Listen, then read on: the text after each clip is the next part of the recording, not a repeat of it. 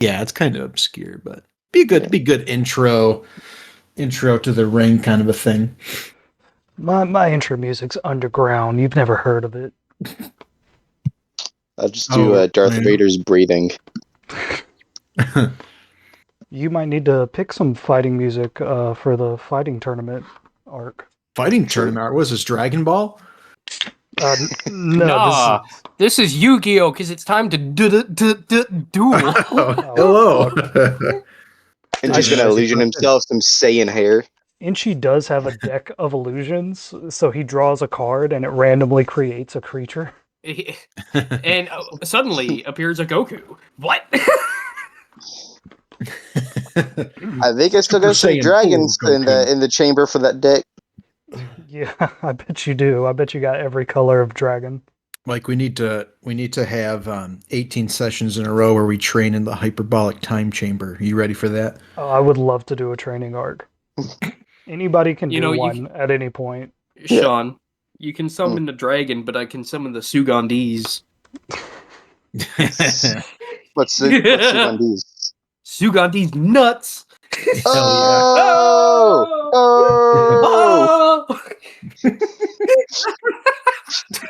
Yep. Got your ass. Was that Alan? It was Alan. I knew it. I knew Alan dropped out. How are you guys today? I'm pretty good, I guess. Good. I'm doing pretty good. I'm back home now. All right. Hell yeah. What part of Alabama are you? Southernmost part of it. It's practically Florida. I was just about to joke. He's in the southern part.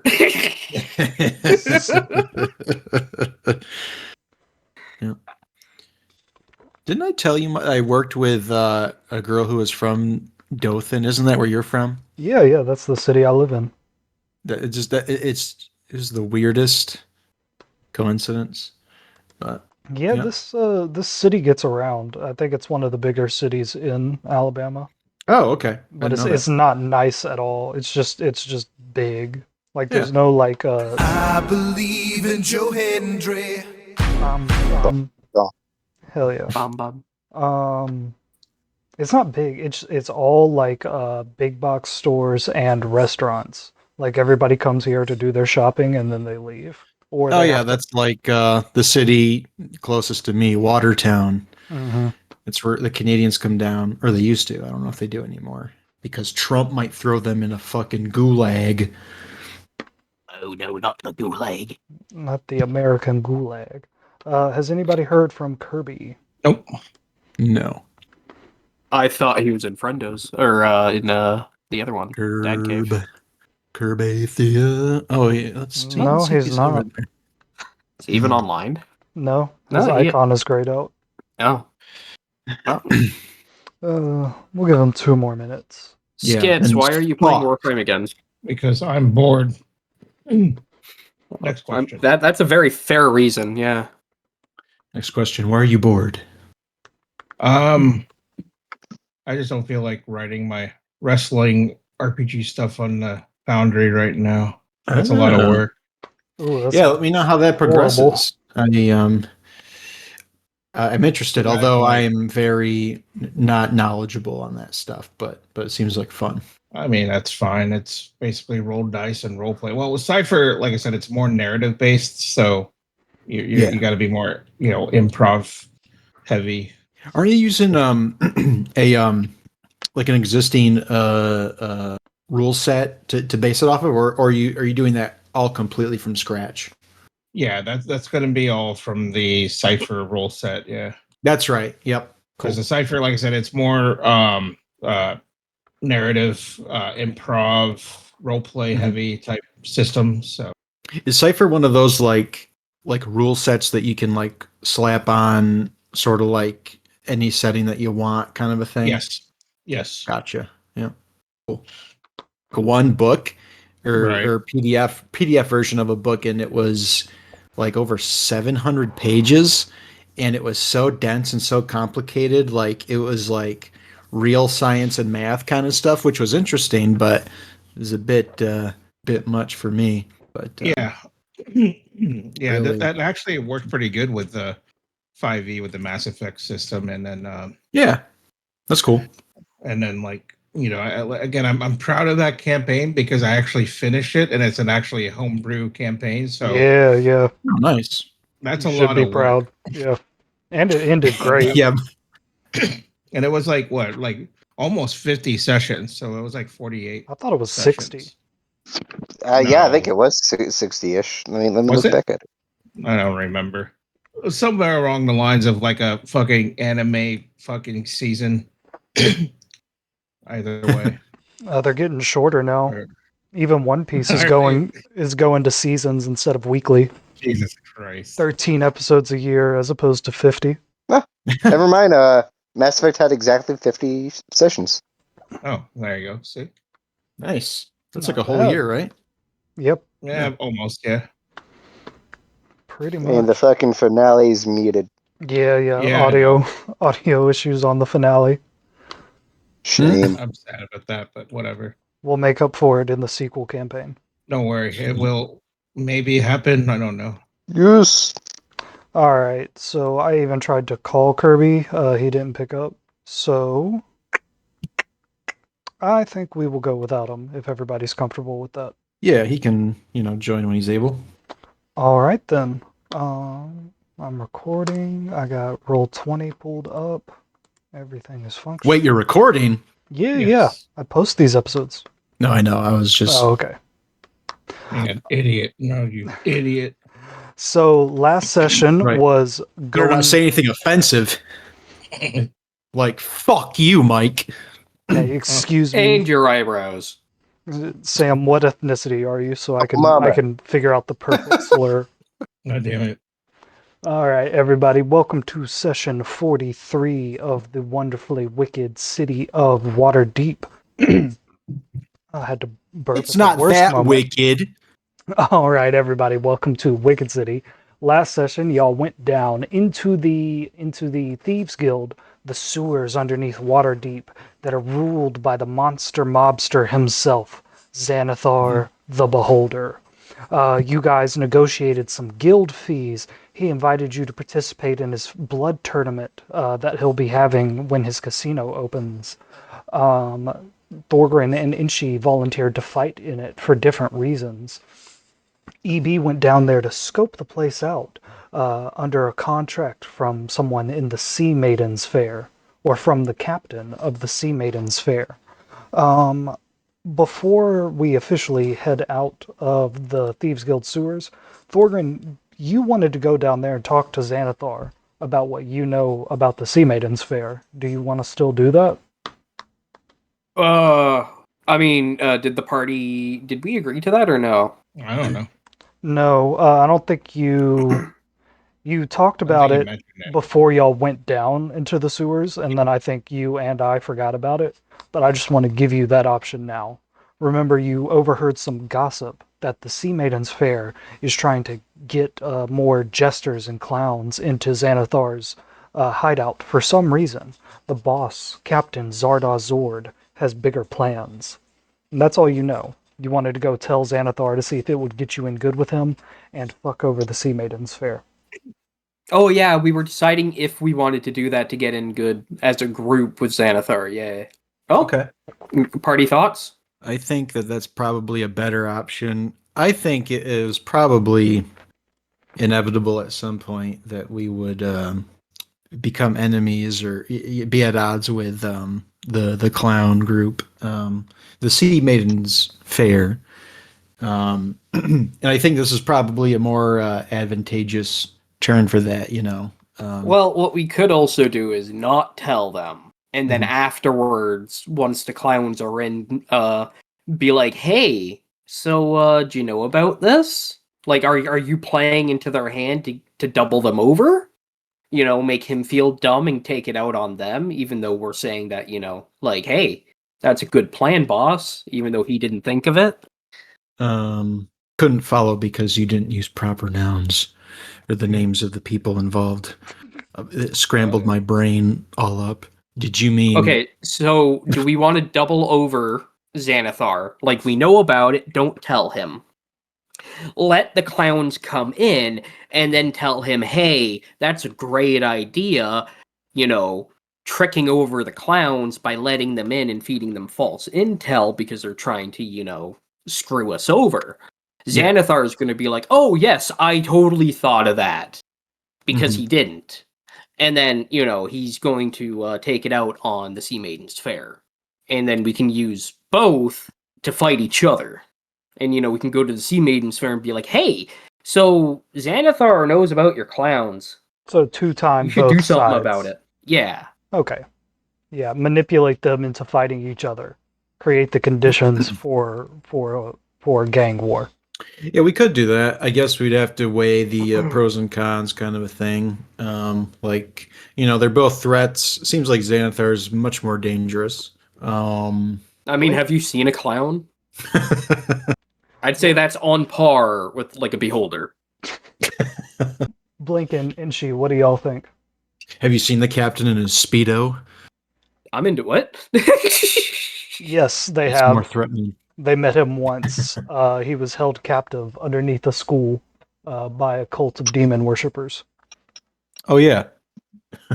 So, Blinken, out of character, I either way would make sense. I think Xanathar would probably be the better choice of, being in the good side, so to speak. In character, Blinken, he'll do anything to survive, but he'll probably pick Xanathar over the clown people to get on the good side, so to speak, because, I think that it would be a better choice overall, right? Because Xanathar, a beholder, ruler of thieves. Literally the Thieves Guild leader compared to these weirdos at the docks who, wear makeup. They do have guns. That's like their one edge. We have a beholder. I was going to say, it doesn't compare to, a disintegration ray. Or... Like, we have Inchi. Have you seen him? He gets feral. He bites. Well, hold on. Repeat this plain to me, because it sounds like we might be stepping on my boss's toes, and I just got on his good side, and I don't want to ruin that. Oh, wait, who's your boss again? Xanathar. The big eye guy. Well, I think this is even more reason to bag Xanathar, or at least throw the clowns under the bus to serve him. I think that there's, if we really wanted to be ambitious and do damage to Xanathar, we're going to have to work up to that, and we're really going to have to be careful and build up our strengths and resources.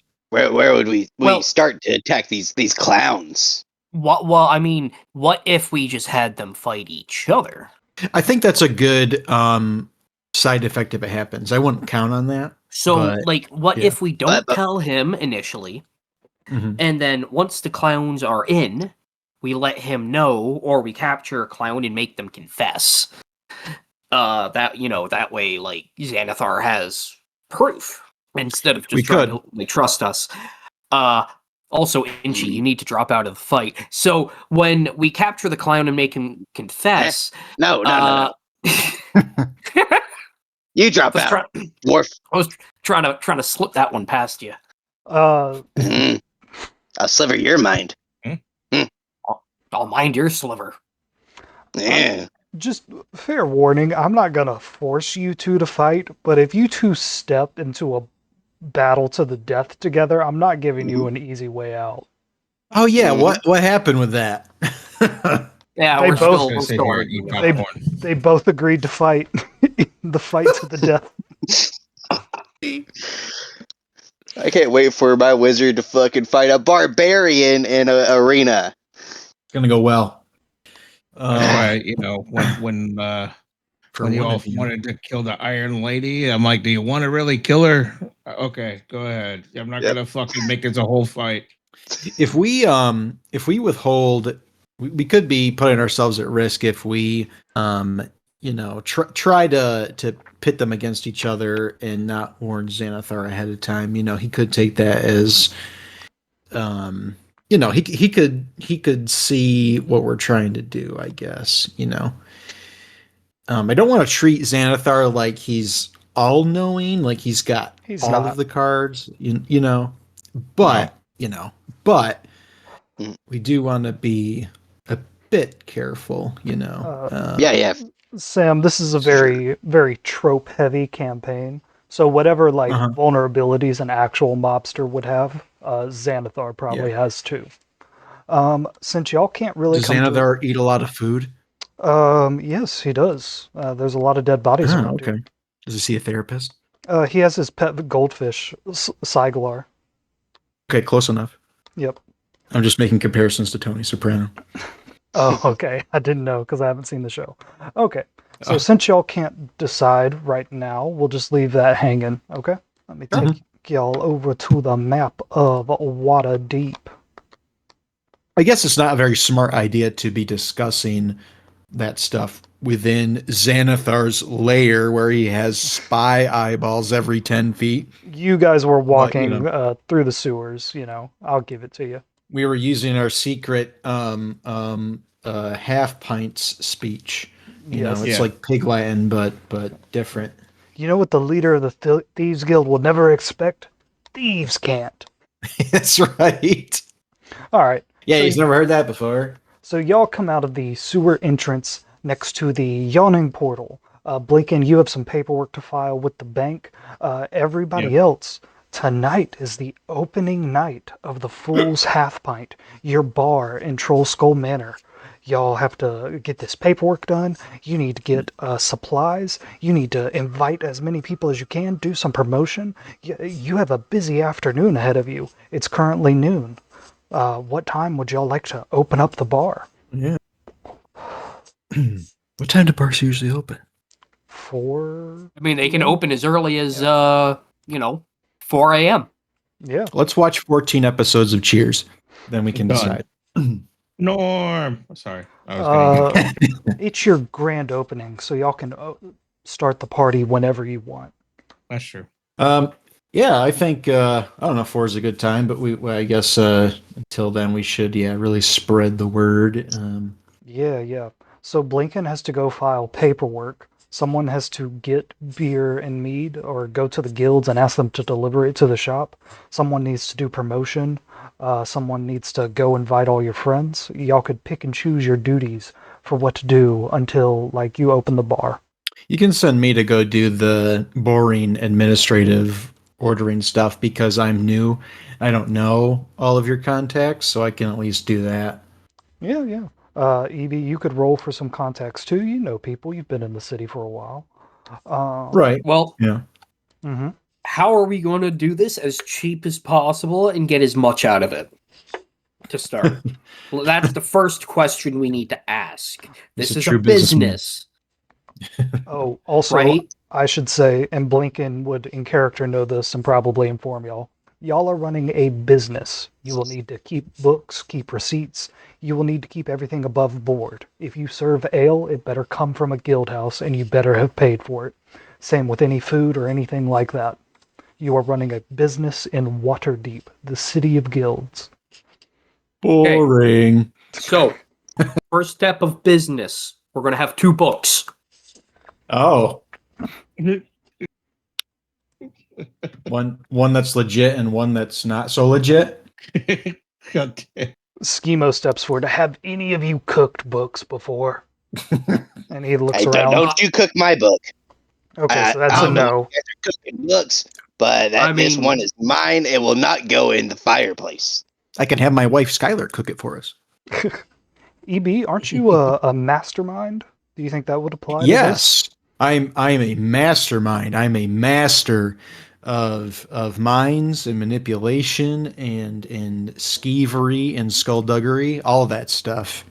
So, does cooking like a griffin omelet on a book count as cooking books? No. First, Blinken, you gotta have the oh. garlic, and then you gotta. Yes. Blinken or EB, would either of you want to cook your own books? I don't know if my character is skilled in like embezzlement, defraudment, things like that. Well, I'm I think asking if- you. You seem to think that your mastermind trait wouldn't be useful. I'm trying to offer you different ways to make it useful. Let me look at. Let me just look at my character sheet and actually see what his intelligence. Okay. Mm-hmm. Look, if Blinken, no one's going to step up to cook the books, I'll do it. you guys should absolutely not do that. That is a bad idea. Well, I know how to read and write. I think this guy's right. I think that.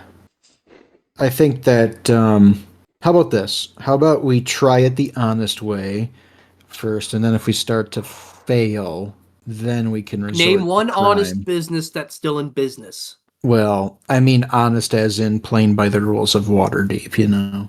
My question stands. Do you know how much? Do you know how many guilds there are? Quite a lot. We're running a bar. I mean, look at it this way. If we start like, you know, what's the actual term for cooking the books? That's it's laundering, money laundering. You know, we have to pay money to the laundering guild. You know what I mean? Like it's, and then you have to pay a dividend Wait, to the is forgery there actually guild. a laundering guild? Are they No. that? Are they that on the nose? No, but you could almost certainly bribe someone from an accounting guild. You know, you could get real creative with this. Okay. Yeah, I guess if we have a good plan, it could work. No, that's a very good idea. What if we blackmail an accountant? What? Make him so he can't, turn us in, and we force him to cook our books. Like a noble dies, he's the one that we find that killed the noble. Wink, wink. After he had a drunken night of misfortunes, and we offer to help deal with the body because he's such a nice guy. He couldn't have done anything wrong. It's just a big misunderstanding, right? And then a couple days go by, and hey, so we need a favor, or people might find out you killed that noble. I think that's a good option if the opportunity presents itself. Oh no, we can just force the opportunity.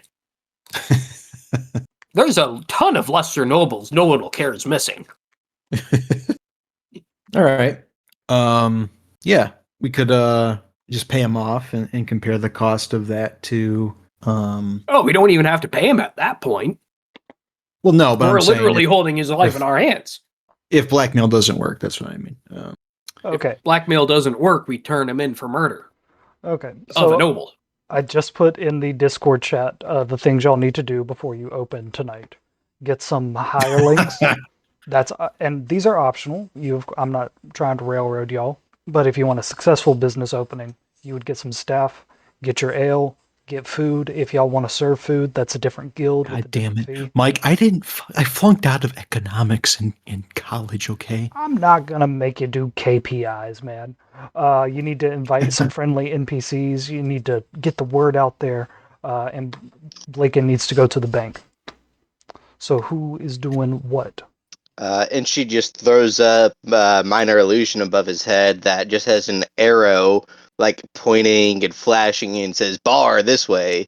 And he's like, okay, I can do some little promo work. Hey guys, what's something? Ooh, a sign. Yeah. I did that. I did it. No, I'm following the arrow. Oh, no, and she moves the arrow in front of Thorgrin again and points it right back to us to try to guide him back. Come back here. Guys, what's something fun and illegal that I can tell people will happen at our bar? Gambling. Okay. And or illegal fights. Oh, like bare knuckle boxing. Bare knuckle boxing. What do you think would be more? What would get us more money? Gambling house always wins. Schema says Sports betting for opening is that night. legal in Waterdeep? As long as It's legal in America now. Yeah, as long as you stick to copper and silver pieces, it's legal. How about I need to actually look at the code legal. Schema says, well, for opening night, the classic thing is getting a band. Oh yeah. Yeah, we don't know anyone good. Yeah, so go hire one. Hey, motherfucker, I can go. I can go find us a band. Okay. I'll find us two bands. I'll find us a band and an opening act. Okay, yeah, maybe a jester, somebody to make the crowd laugh, get them riled up. Comedy and music together, man. I don't know about that. That's been done before, but When I was in a band, the Doom Raiders, we would have funny people open up all the time, or sometimes we would have magic people come out and do crazy tricks with fire or water. Okay, so Inchi's on promo. EB, I'm gonna stick Schemo with you for okay. y'all to find some entertainment for the night. Thorgren, what do you want to do? I'll go find people to work the bar. Getting some hirelings. Let's see, what's something Elzerna could do? She says, I think a child is suited to take care of a bar opening. I could get us some food. Do we want to serve anything edible? Nuts, fruits, baked treats, sandwiches? She's a child. What's she gonna serve? Chicken nuggets? Peninsulas? Peninsula. Ooh, yeah. If we need to get more stuff for the peninsulas, we can do the little trick that Mr. Schemy and I did to get the bread and to get the meat. I can scare the butcher again with her god. Ooh, butcher god. Inchi, has your family come to the bar yet to start digging that tunnel? Because if Nope. they have that tunnel, I was going to say we could just smuggle in food that way. Don't have to pay off the guild.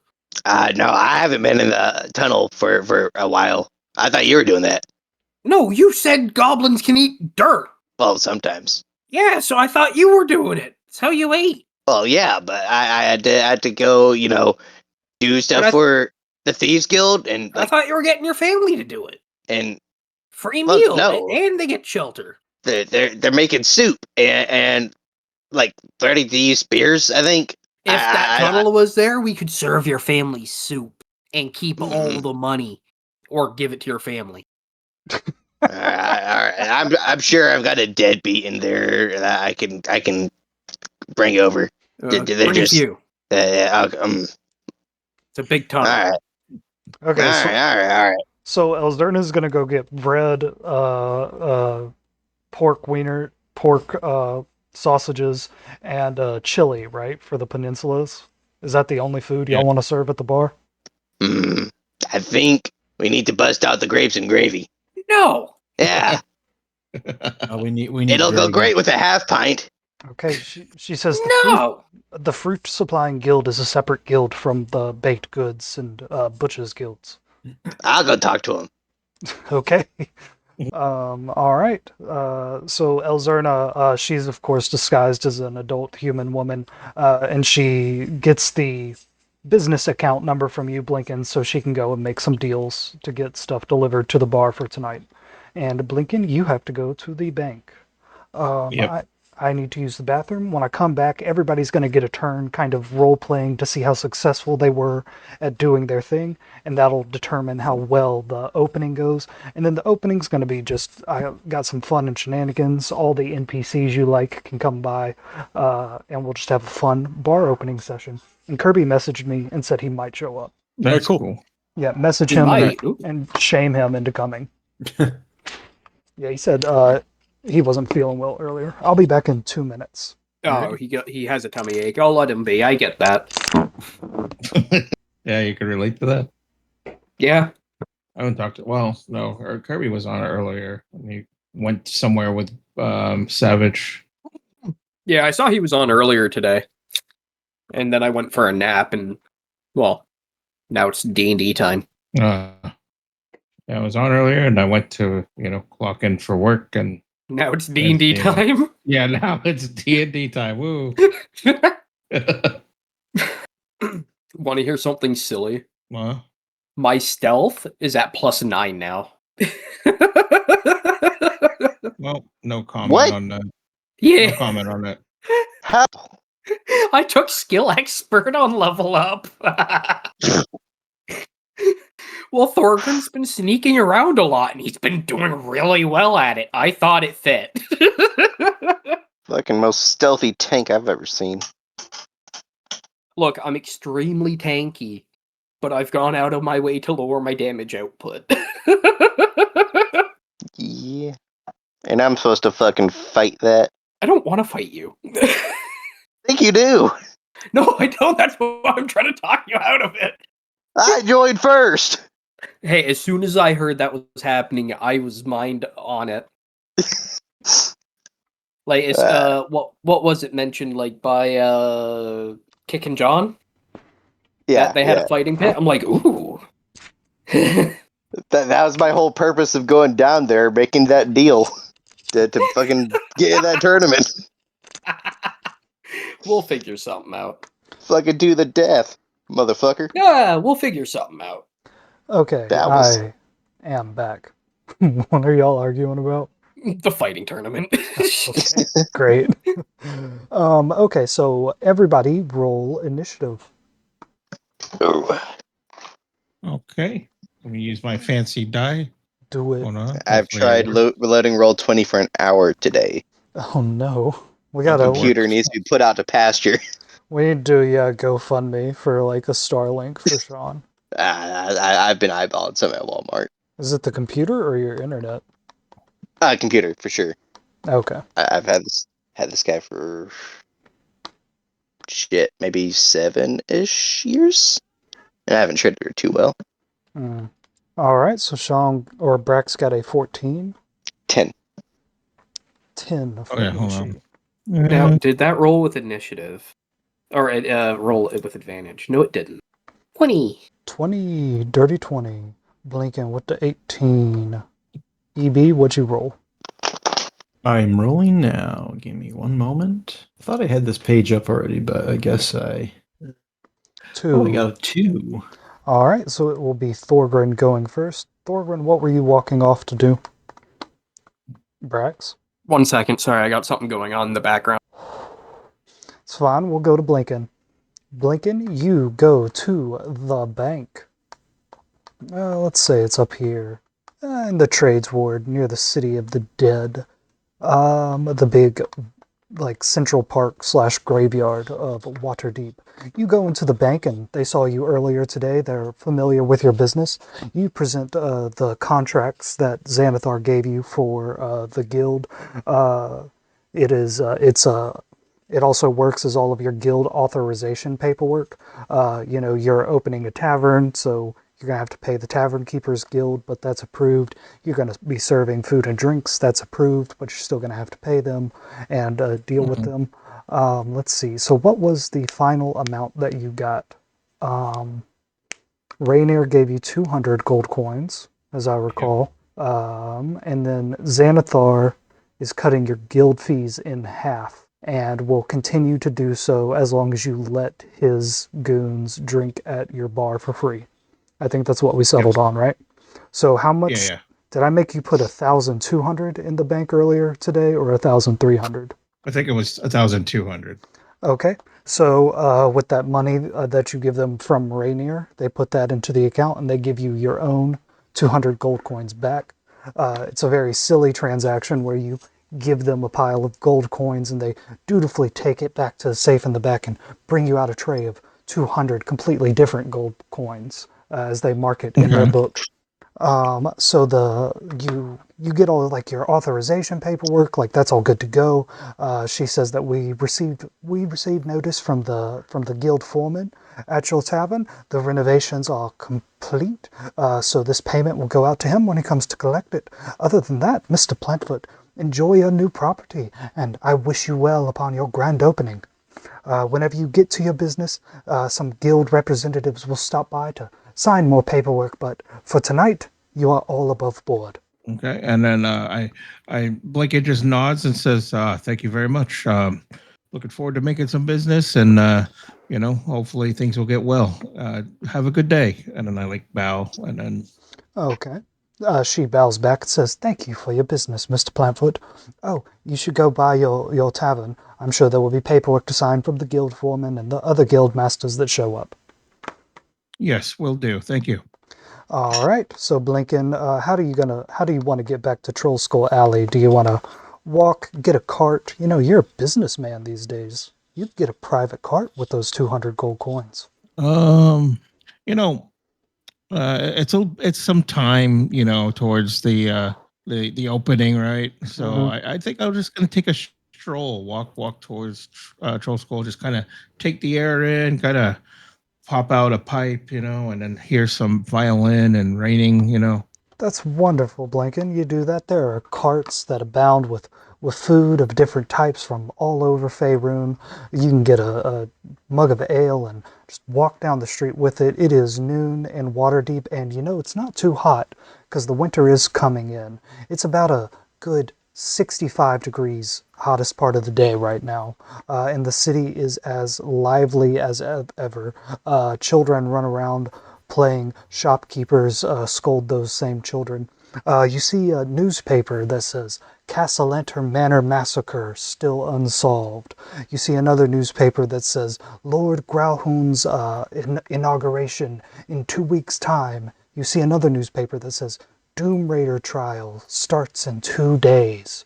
As you are walking up to your home/business, we will go back to Brax if he's ready. Sure. Brax, what were you walking off to do? I was thinking. You said you were going to get some hirelings. I was going to get hirelings, yeah. So, where are the Doom Riders being held right now? They Or Doom are Raiders. at a prison, and I'm taking this from Keys to the Golden Vault, and this has it set up north. So it's a canonical prison in the lore called Riven's End. I'm going to say that is actually here in Waterdeep, and it is over here by the Palace of Waterdeep, right against the cliffside. Cool. I need to make a token for that. I'm going to head down that way. Okay, Thorgrin starts doing the last thing he will ever do willingly and walking towards a prison. You, of course, take the same high road going towards Waterdeep Way that Blinken was taking. The city, of course, lively as ever.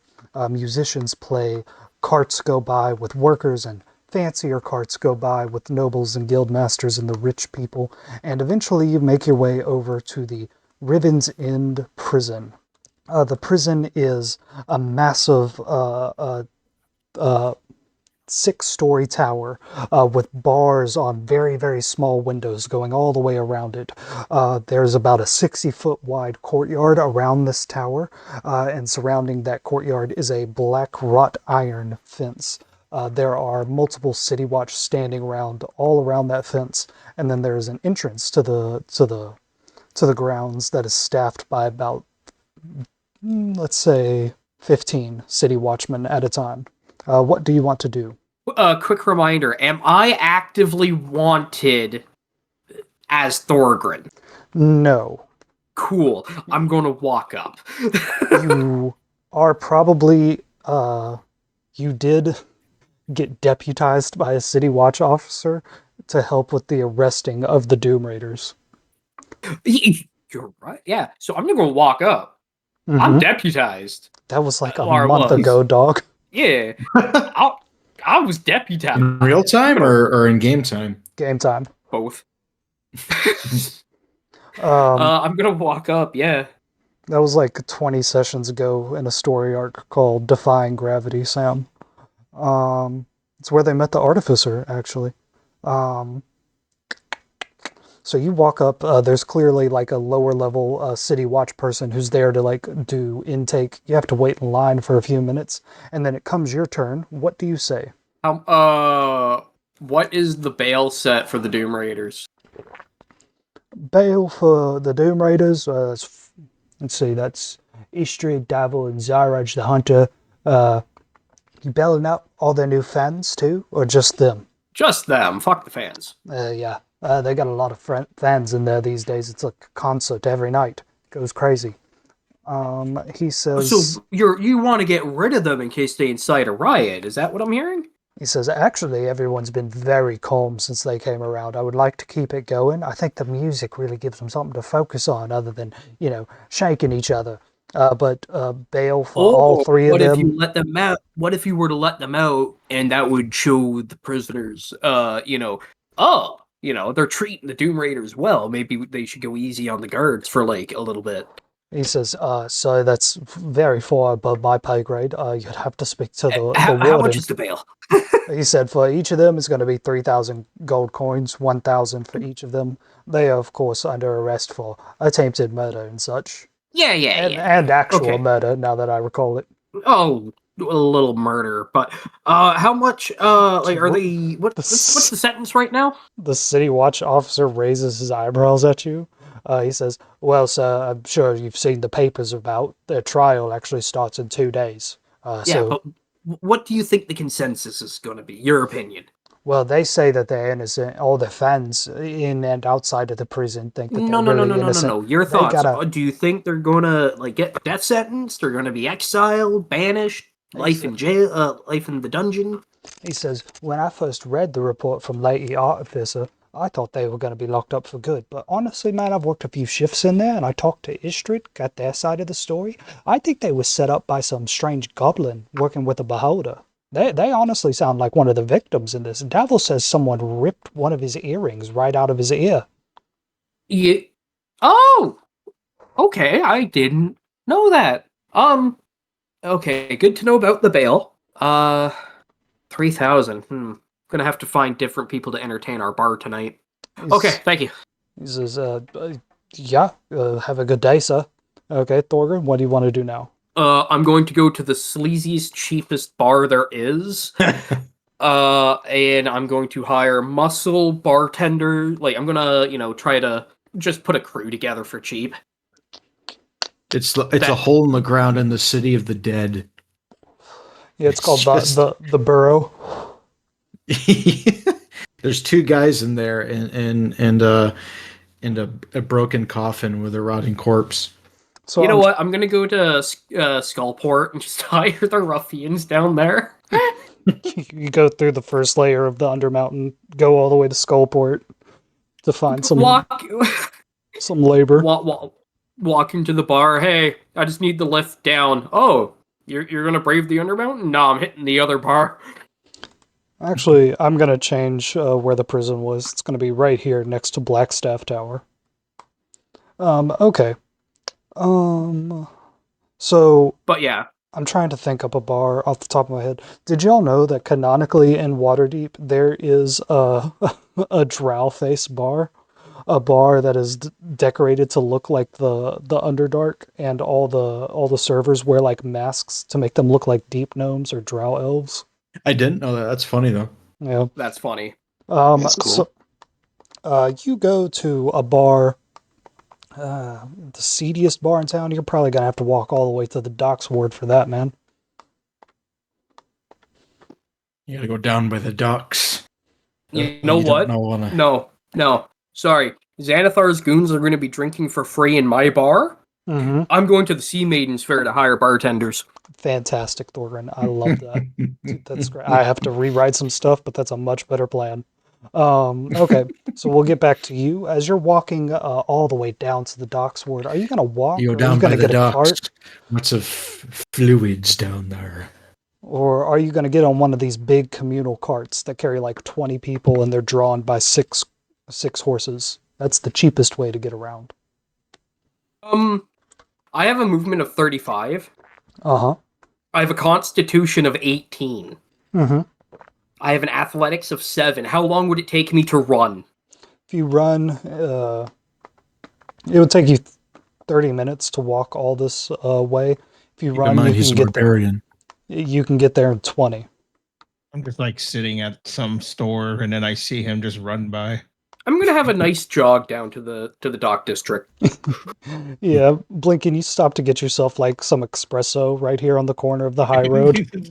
And wait, what's that that dwarf coffee you were talking about all the way in episode 2? Oh, I forget what it's called, but it was from a story I read.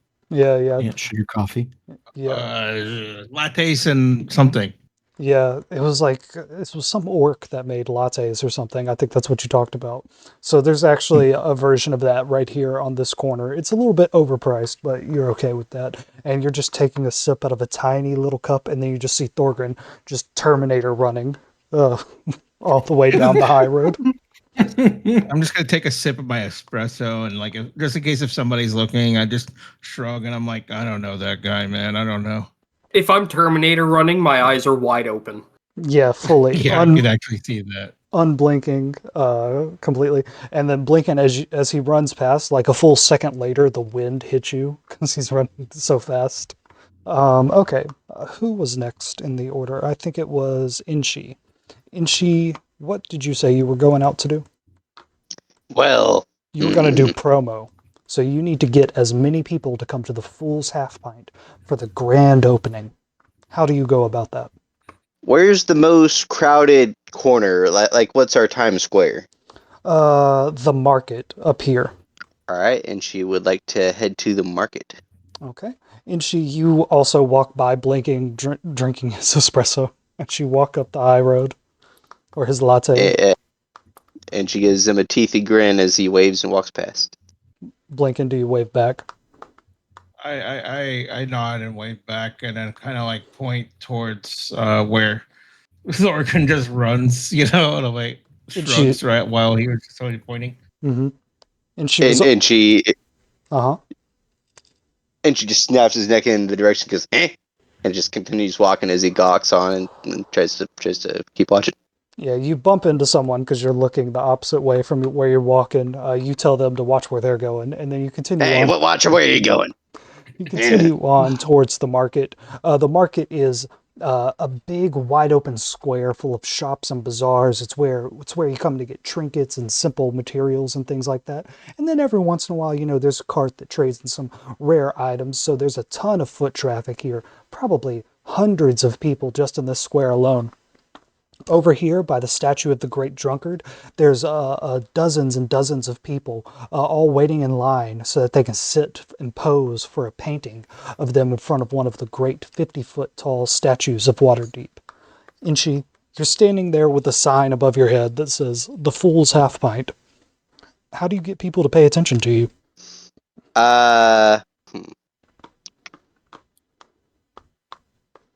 You see, that wasn't my really plan right here. Oh, okay, yeah. Tell me your plan. What Inchi's instead going to do, he kind of waved away that sign. Sure, the sign was like right above him as he was walking to the marketplace, but I think he actually dissipates it at the marketplace. Okay. And he walks over to a like, is there a poster board area where they've got some like wanted posters and other advertisements or whatever? Oh, yeah. In the middle of the market, there's a giant, 15-foot tall, 15 feet wide, thing where you can pay to have a sign posted up. And the city has a little corner on it that they use for wanted posters. Okay. So Inchi grabs one of the posters, flips it around, and he's going to cast Illusory Script. Okay. And the Illusory Script is it shows two separate things. For any law enforcement, what they are going to see is a poster saying, "Have you seen my mother?" And it describes, she has brown hair, brown eyes, whatever. But then everyone else sees is come to the Half Pints Tavern, grand opening, gambling, pennies, alcohol, works. Gambling, copper pieces, alcohol, the works. I love it. Inchi, I need to use the bathroom real quick, and then we'll have you roll a sleight of hand to make sure nobody notices. You can do it with advantage. Dope. Guys, Mike's pissing a lot. Must be all that beer. Makes me piss. It'll do that to ye. Yeah, you ever try to hammer out 8 Coronas? That'll get you pissing. I bet. No, I've never had 8 Coronas. I've had 3 or 4. They're pretty good. I lost count the last time I had Coronas. I'm having I think- right now. I'm drinking Dogfish Head 90-minute IPA, which is Whoa, very, very hoppy. never heard of it. It's very Dogfish Head are really good. And I'm not a big IPA drinker, but this is really, really stinky hoppy IPA. It's 9% alcohol content. Yeah. You know, you make a very good point. I'm gonna go get a beer. Hell yeah. Yeah. I mean, I guess that's all right. This is the session. This is the way. Did someone already book? Did someone already book a band? I forgot what I was doing in this whole grand scheme. I'm not to my knowledge. Okay. No, I don't think so. I just did All right. paperwork. Ugh. Reminds me of work. Fuck. Yeah. Go see if Imagine Dragons is available. Yeah. We want our bar to succeed, okay? But Aaron actually would love it.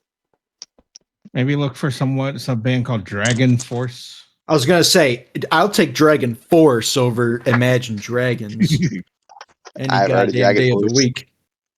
You never heard Through the Fire and the Flames? Don't think so. It's on Guitar Hero. That's been fucking I guess that is the hardest song on Guitar Hero. As more of a rock band guy. It would have been on Rock Band, I would think, wasn't it? Let me see. No, that was a I don't Guitar Hero thing. Through the Fire and Oh, I Flames. know, but I thought that Rock Band would pick that up too because they fucking license a lot of songs. Yeah. Towards the They end, did, yeah. I remember for a while it was like a competition, but towards the end they both had Mhm. everything. Oh, okay. Towards the end, you could start uploading your own songs. Ooh.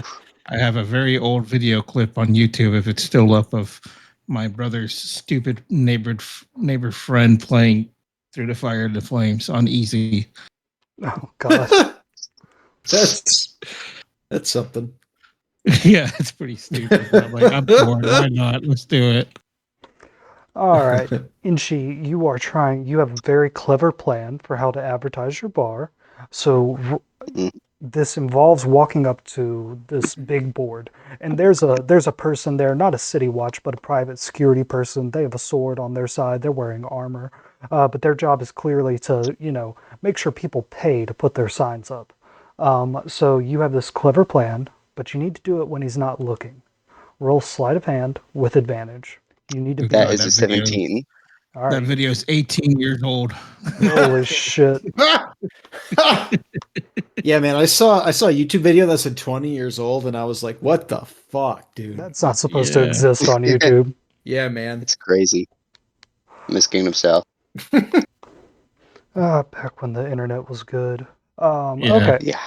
So, Inchi, with that, you are able to successfully do this, and he would technically be law enforcement of a certain type of law, so even he doesn't see what you have done. Inchi, you step back and you admire your work. The Fool's Half Pint, fighting, gambling, alcohol, copper pieces, the works. It's lovely, and you think it's going to get some attention, but, one sign is just one sign. What else do you want I've to do got- to promote the bar? I got 4 level 1 spell slots. I would like to find different areas to post up a sign like this at 4 separate spots. Okay. There is also a wanted board outside the Halls of Justice next to the Ribbons End prison and the Blackstaff Tower. There is Next up. signage for events next to the Great Drunkard. And then there will be another Second one stop. up here by the Godcatcher, the other walking statue. It's actually interesting being in this part of Waterdeep because you have Blackstaff Tower on your west, to the north, the Godcatcher, and to the south, the Great Drunkard. It really feels like the city is this incredibly tall place here. So you're going over to the Halls of Justice. This one actually has multiple 3 City Watch officers outside of it. A show of force, making sure the spillover from the market doesn't affect the business of the prison or Blackstaff Tower or the Justice Hall. So roll another sleight of hand check with no advantage. You need to beat a 12. All right. I don't got any modifier. 15. All right. you successfully do the same thing right outside of the same courthouse you were once sentenced to hard labor in. And you're going to go north to the God Catcher. Outside of this one, there's no one here, so do whatever you want. Or there's no guards here. Okay. There are people here. Yeah, Itchy's just gonna take another piece of paper, turn it around. Well, he's gonna lick the front of it and then turn it around, slam it on the wall, and then cast up his illusion. Say message. Thick, viscous, yellow spit comes off of your tongue, and you just plap that right onto the board. Yep. All right, and then It's basically glue anyway. and then you're going to have to do it by the God Catcher. There are a bunch of people here watching, as well as the artists working on painting various people in poses in front of the Great Drunkard statue. Roll a sleight of hand check, no advantage. You need to beat a 14. Ooh. Hold on. 1 second, gotta look something up. Okay. Alright, Itchy wants to use a 2nd level spell to go invisible. Okay, that will give you advantage. Ooh, I need that advantage. As first one is a 3, Mm-hmm. second one's a 10. Ooh. As you take off a piece of paper and try to turn it around, one of the artists catches the piece of paper floating and says, "Oi, what do you think you're doing over there? Hey, people got to pay to be up on that board. That's how we advertise ourselves." And he flings some paint in your direction, and it gets on your invisibility, so people can see the outline of you now. Ah, damn, he's smart. Alright, Itchy's going to just scream, "Oh no!" and throw the paper up in the air as he tries to sprint off. All right, you sprint off down the street of the sword, and we will come back to you later. EB, it is your turn. You said that you were going to, the Ale Makers Guild? Or what did you say you were going to do? Well, unless someone has already done it, I was going to go procure a band. Yes. Did someone do that? No, I was going to get the Doom Raiders and try to bribe them basically by paying them to get out of jail. It'd be like, hey, with bail. We could work together, or you can just crash and burn, right? But aren't those guys our enemies or something? Yes. Yes. Look, I'm trying to play 4D chess here. I'm trying to put everyone up against each other. 15 moves ahead. All right, it's Thorgrim playing chess against himself. All right. Like that Pixar short. Yeah, exactly. So EB, you are walking along with this man, Schemo Weirdbottle. This is y'all's first time hanging out together. You're both deep gnomes. Schemo, as your friends have told you, used to be a member of the band, the Doom Raiders, who you know that your new friends and this band called the Doom Raiders are fighting over something. You can't remember what it is. It's kind of frustrating. And this guy, he's wearing a disguise because he is currently wanted in Waterdeep for the same crime his buddies are locked up for. And he says, yeah, it's probably attempted murder. Actual murder, actually. Davil had they're a black metal band. Okay. Yeah, yeah, exactly. Yeah. He gives you the rough story of it. He says, yeah, so that artificer lady, Davil, and he kind of thinks a little bit about how much he should say. And he says, look, she had something we wanted. She's kind of corrupt. I don't like her. So we decided we were going to kill her and take what we wanted. And in the process of trying to kill her, some other people died. I didn't like the plan. I thought it was dangerous, but I went along with it because my friends had the idea, and I thought maybe if I was helping them, we could make it work. But it just ended horribly. So I'm glad that my friends are in jail. I like the Half Pints. I think they're all really good guys. And I want them to get and he chooses his words carefully, the prize, rather than my friends. Yeah. Once all the dust settles, I'll bail them out or break them out, and we'll leave the city. But for right now, sure, they should stay in a cell. Yeah. No, totally. I agree. Yeah, yeah. Once all the cards are on the table and you got all the money and everything like that, you'll totally um get their back for them. Yeah, yeah. I get it. No, I understand.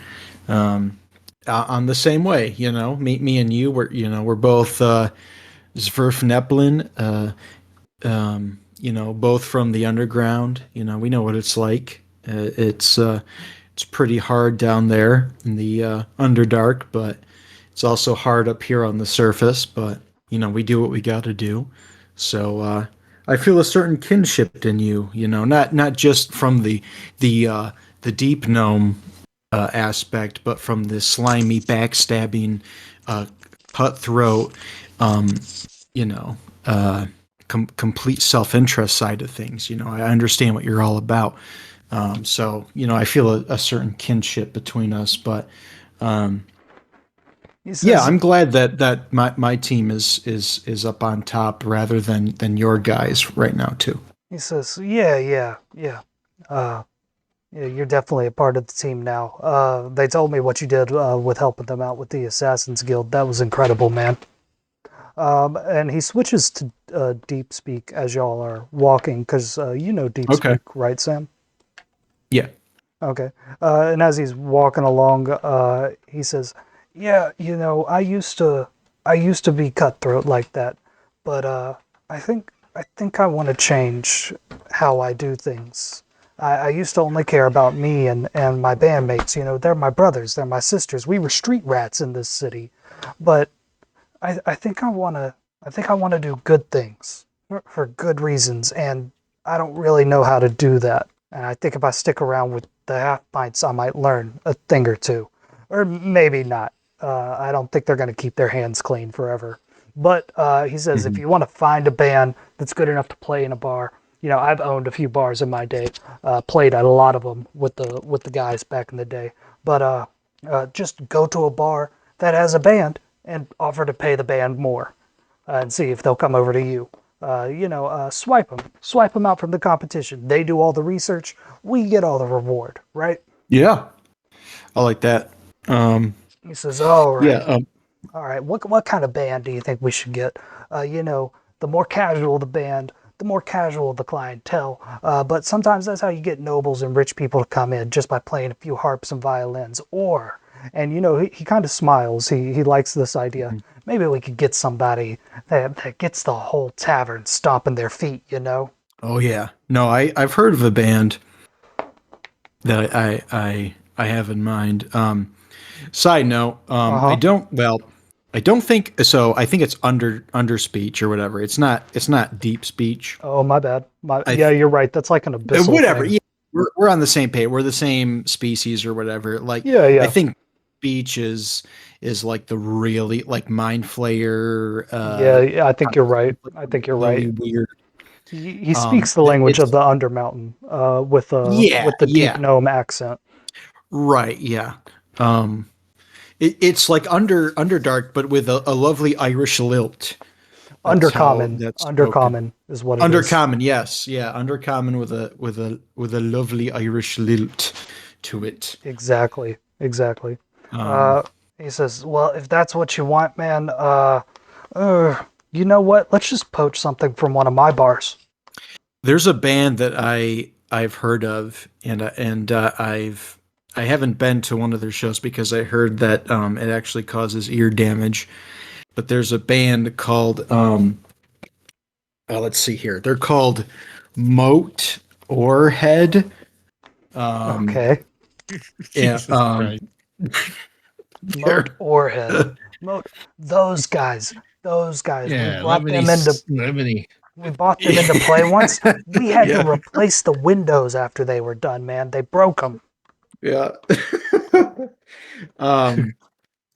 Yeah, I've heard that I think that from the reputation that I've gathered is that they're very, very, very loud. They're very, very rock and roll, and they're just on the edge of being almost too much for the normal people, but also being cool and hard enough for all of the wackos and the real hard bodies out there. I think that getting them would really boost the bar quite a bit. Yeah. Okay, that sounds like it would be a bigger get, so you're probably going to have to pay them more. Also, since they broke our windows, we didn't pay them, so you should do the negotiation and don't mention that you know me, famous bard, Schemo Weird Bottle. All right, Weird Bottle. Consider it All right. done. Sam, you'll walk from the yawning portal. It's going to be a short walk for you, about 10 minutes. You're going to cut past this walking statue. The walking statues of Waterdeep EB are famous. They used to be on the outside of the city, there to protect against armies and dragon cults and things of that nature. But one day, about 200 years ago, the walking statues went rogue. All 5 of them simultaneously animated themselves and started attacking the city. Something had gone wrong with the flow of magic during the Second Sundering, and just as soon as they started, they stopped, standing to this day exactly where they were when this strange magic stopped. The Honorable Knight was actually in the middle of a residential neighborhood, and you can see actually some of the abandoned buildings that have not been repaired. But around the Honorable Knight and his statue and sword, various shops have popped up, armories and swordsmiths and things like that. You see these 3 children outside that are running a stand where they squeeze like a fresh kind of juice into a cup and water it down a bit, and they're trying to sell it for 2 silver coins. The youngest one, a human named Jinx, says to the 2 of you, "Hello, sirs. Would either of you like to try some fresh lemon juice? How much? Refreshing treat." He says, and he looks left and right at the other 2 kids, and he says, 2 silver. 2 silver? 2 copper. My bad, sir. My bad. Yeah. I toss him 2 copper and I say, sure. Schemo puts down a silver coin and grabs a cup for himself. And he says, "I always try to treat the street rats right. You know, me and the other Doom Raiders, we all grew up in the city as street rats. And now look at us. You know, 3 of us are in jail and I have to disguise myself when I walk into my own establishment." So the Doom Raiders actually own about 4-5 bars all across the city. One of them is actually their home base. But Schemo explains, through our adventuring days, we got various deeds. You know, we got some farmland in Silvery Moon. We got a manor in Neverwinter. When we decided to settle down, we sold all of that and used the proceeds to buy our bar and various bars around the city. And I'm keeping them running.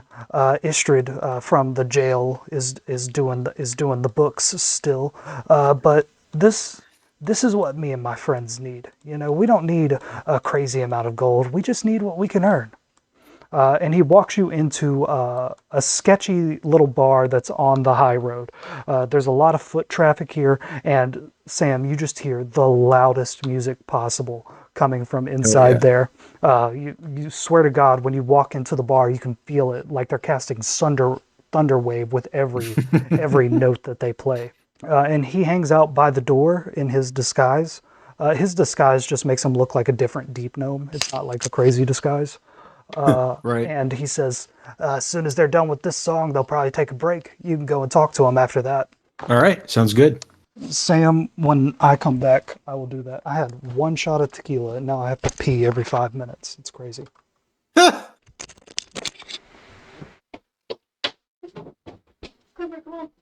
Clifford, go.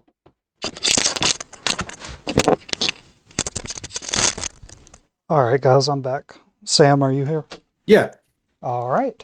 So, what did you want to, the motor heads? Singular. Okay. But yeah. The Motorhead. So you walk towards the, I don't know anything about Motorhead.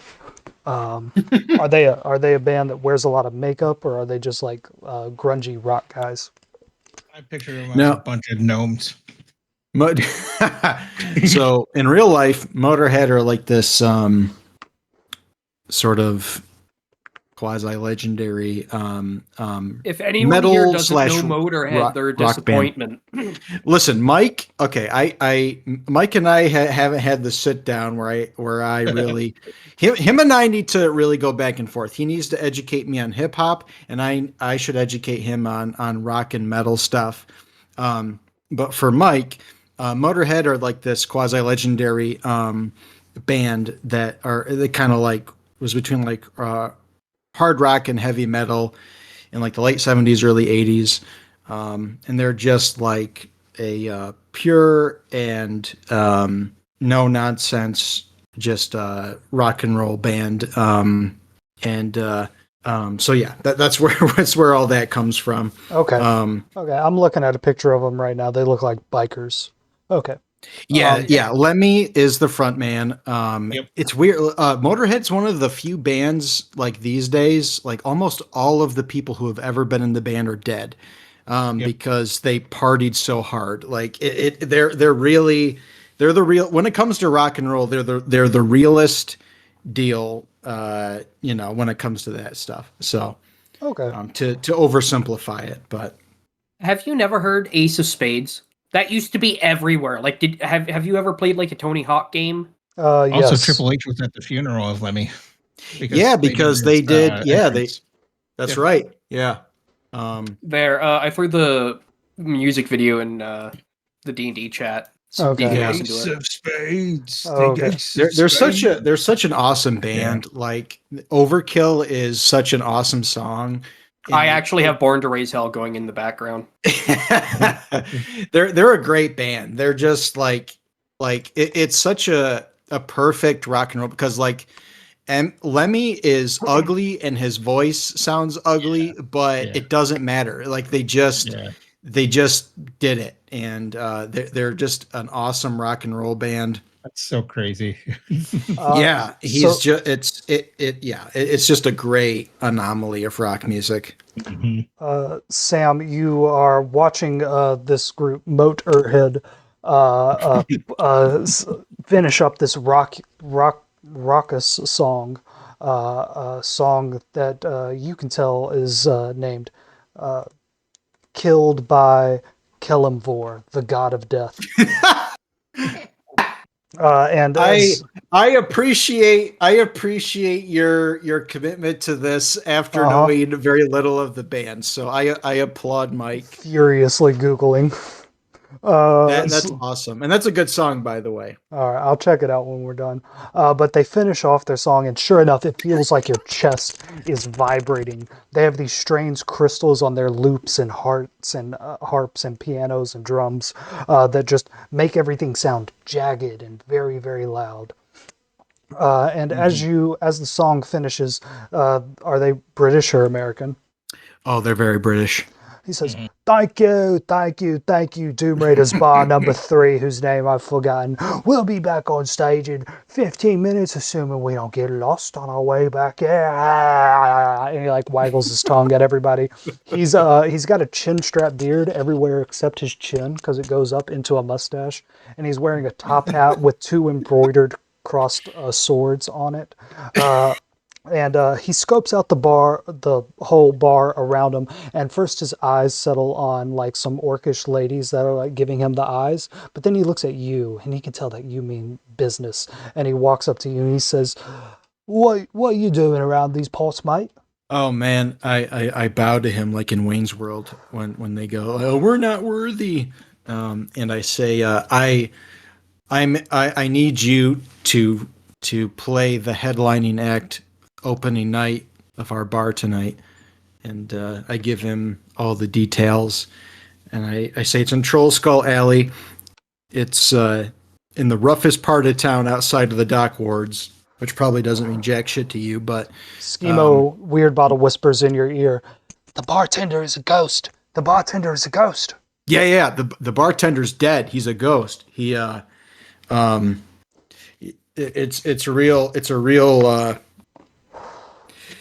it's a real scream of a place, and I cringe at myself for saying that out loud.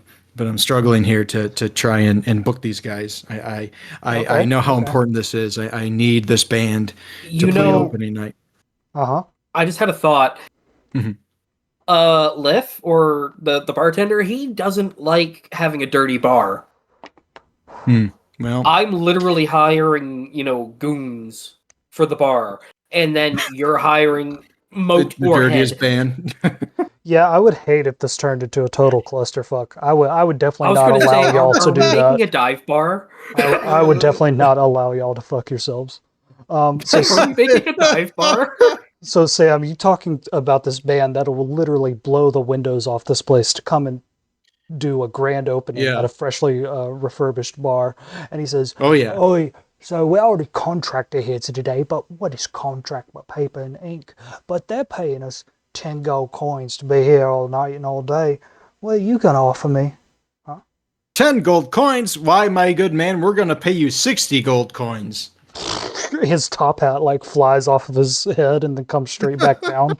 And his eyes roll back in the head, and there's just like the symbol of like gold dragon coins. Sam, in Waterdeep, gold coins are called dragons because they are minted with Right. the image of dragons. Mhm. And he says, 60 gold coins. He says, boys, start packing it up. Or, matter of fact, let the groupies pack it up. Let's go to the bar. And he says, so, new bar, Troll Skull Alley, you want us to tear the house down, all right? We're going to be so loud that people are going to come by just to see what's going on, mate. 60 gold coins. Shoot, I might even let you into the green room. Alrighty. All right. Gee willikers. EB, he asks for that up front. I paid the man. All right. Please remove 60 gold dragon coins from your inventory. And Schema Right. says, that's probably the best payday they've had in probably 20 years. That's crazy, man. That's insane. He also has a drink in his hand. It is just filled to the brim with some kind of whiskey. Do you have anything else that you want to do in this bar, EB? No, not at the moment. I'm elated that I could come to an agreement with such a esteemed band. And Gold makes the world move round. All right. So oh yeah. Schemo just like knocks that drink back and takes 3 big gulps of it, getting down all that whiskey, puts it back on the bar, and throws a gold coin on the bar. The motor heads sit around the bar and begin just ordering drinks on the house. And their plan is to just Oh, dip yeah. out the back without telling anybody. They will be at your bar tonight for the opening. Oh, Yeah. as you guys walk outside, Schema Weirdbottle pulls a piece of paper from his pouch and writes a note on it. He folds it up into an origami bird and says the name Blinkin Plantfoot, and the paper bird animates and starts flying through the air.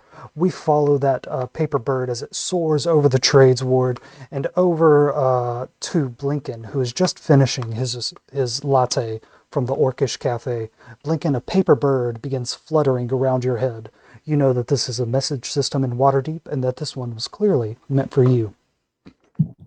All right, I snatch the message and open it up and read what's there. The note is from Schema Weirdbottle and it says, "Hey, Blinks, remember I told you I could get you some of the good ale or good wine tonight? I would just need 100 gold coins up front. This would be the really nice stuff, the good bottles, the prestige stuff, and then afterwards you could fill it up with cheaper stuff. You know, it's kind of an investment in a way."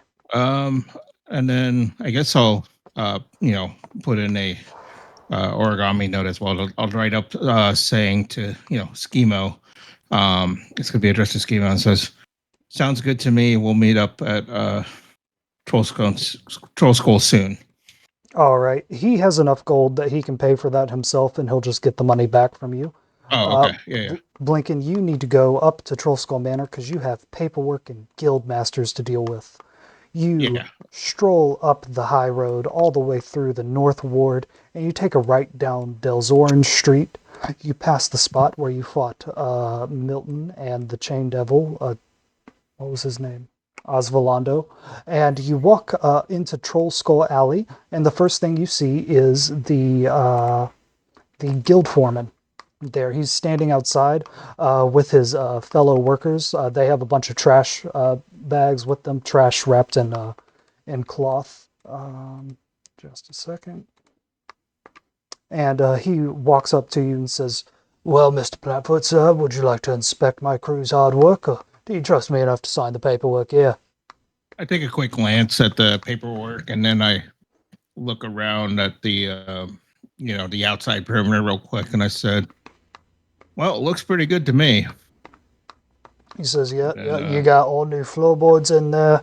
You know, we used some of the old wood to build you some tables and that stage that you wanted. Fire pit's been covered up like you asked for, and you got all new windows on this place. And the upstairs was redone as well. I really hope that you are proud of the work, Mr. Bluntfoot, and should you ever need renovations, you come right back to the Carpenters Guild. We'd be happy to help you out. So you signed the paperwork, and they're going to go to the bank and collect their 1,000 gold coins for the renovation. As they walk off, the guild foreman says, "Hey, so I'm sure that you know this. We didn't do any work on your little basement area. That's not really our guild. But I think you might have a rat problem down there, son. I saw a few of them scuttling about." Well, Says- I guess I'll look into that later. Thank you for that info. Yeah, you better get rid of those before the Tavern Keepers Guild comes around. They'll shut you down for something like that. And I'll nod and say, "Yes, thank you for the info. I'll definitely look into that." All right. They begin walking off towards the bank to collect their payday. And he says, hey, when's this thing opening? Could we come by and get a drink? Was I there when they mentioned the time? I don't remember. It'll open whatever time y'all decide. You can Okay. metagame So I'll that. be like, yeah, we should be opening up real soon at this time. So come on by. I say, will do. All right. Blinken, you have 3 customers coming tonight. Blinken, you walk in to Troll Skull Tavern, freshly renovated. Look at you, 1/5 of a business or 1/4 of a business owner. This bar, it feels so different from the day that you came in here and discovered it ransacked and haunted by a ghost. It looks so professional and clean. You cannot wait to get people in here. And then you hear a scuttling sound. Blinken, roll a perception check. All right. Damn it, why is it not pop? I need to fix my Bluetooth. It's going to be 16 total for perception. 16 total. With that, Blinken, you can tell that the scuttling is coming from the fireplace. They filled it in with stone around it, and then like there's a sheet of polished wood that covers the fireplace right here. So you could always take that wood off and start a fire. You'd have to open up the windows around here and make sure the vent to the chimney is open. But you could do it. Yeah. Might be useful as the winter comes. You head over to All right. that fireplace, and you can tell the scuttling is coming from underneath the wood covering. What do you do? Well, I'm kind of like cautiously go in there, and then I'm gonna go close to it and kind of knock on it, see what happens. Does it knock back? Instantly, the scuttling stops. I look around. Is Liff around? Yep, let me grab his token real quick. It's got to be here somewhere. Oh, come on. Oh, no, wait, it's on this map already. Blink and you call out for Liff, and suddenly the ghostly spirit of your bartender appears behind the counter, and he looks around very, very pleased to see his old bar refurnished and ready for new customers. I look at Liff, and then I'm like pointing at the noise. I'm assuming it's still going on. I'm like, what is that? Just a second. My roommate needs me. Oh, okay.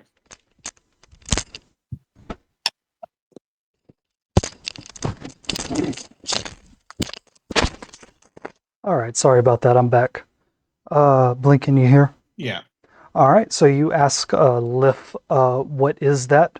And he just floats through the bar and comes over next to you, and he also hears the scuttling sound, and he makes 2 kind of fingers, at the edges of his mouth, like he hooks 2 fingers and like puts it to his mouth like they're fangs of something, and he makes like a weird like noise, and you get the impression that he's signaling rats, many rats. I sigh real loud, and I'm just gonna tell Lift to move away, and then I'm gonna lift up just a little bit of just like an open view to see, just take a peek and see how many I'm dealing with. Blinken, roll a dexterity Yep. check. Yep. You need to beat a 10. It would be a dirty 20. Oh, hell yes, Blinken. So you see a swarm of rats.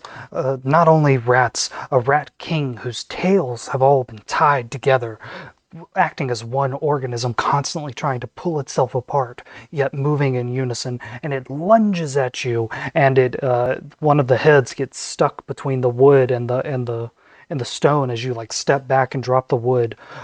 This rat swarm is going to be coming out of this hole in the next turn. What do you do? Let's see. Hold on.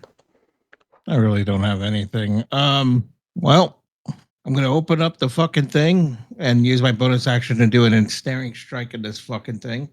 Okay. That's gonna be the best I can do because I'm the only one here, and Lift is probably not gonna do shit.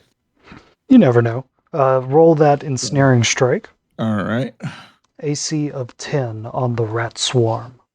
Okay, so it's going to be. So if I hit, that's where. Okay, let me roll the hit. God, I don't know what happened when I Bluetooth, but I rolled. What is this? I rolled an 11. An 11, that hits Blinken. Go ahead and roll your damage as well. You're hitting them with your bow, right? Yeah. Okay. So damage will be a D6, I believe. Let me double check. Bow. Yeah, D6. Okay. Let me roll a D6. And then they have to roll a strength save. Okay. And they have to beat a 13 to, try to break through the ensnaring strike. Strength of -1 on the swarm of rats. 9. All right. And then I do 7 damage. 7 damage? Hell yeah. Okay. So as the rats are clawing and gnawing their way out, they seem frenzied, they seem crazed, they seem in pain. They're shoving their way between that wood and crawling out onto the floor. 6 rats tied together. And you hit them with that ensnaring strike, and you manage to kill 2 of the rats and pin it to the floor. Roll initiative, Blinken. All right. Rat swarm is going to go 13 total. Lift is going to go 9. And I'm going to go 2. 7. Hell yeah. The rat swarm uses quick attack and is going to try to break out of this ensnaring strike. Ooh, with a 17, that does beat your spell save DC, and they break out of it. Now, is breaking out of that an action? I think it does technically because you're trying to break out of it, right? Yep.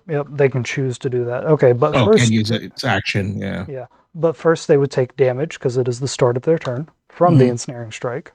Yep. So they take 1 damage from it, and then they they chew through it just to get out of it, and that is their action. I don't think they have multi-attack. No, they don't. It is Lift's turn, and Lift picks up one of the brand new stools that you got. You got rid of all the crappy old furniture. Everything in here is new, something that you just paid 1,000 gold coins for. And Lift raises it up in the air, and he's going to bring it down on the rat swarm. But he looks to you first, Blinken, like, is this a good idea? This is kind of all I can do. I put his hand. No. We just paid for that. Stop. Cut it. All right, he's going to try to scare the rats. He sets the stool down. He casts fear on the rats.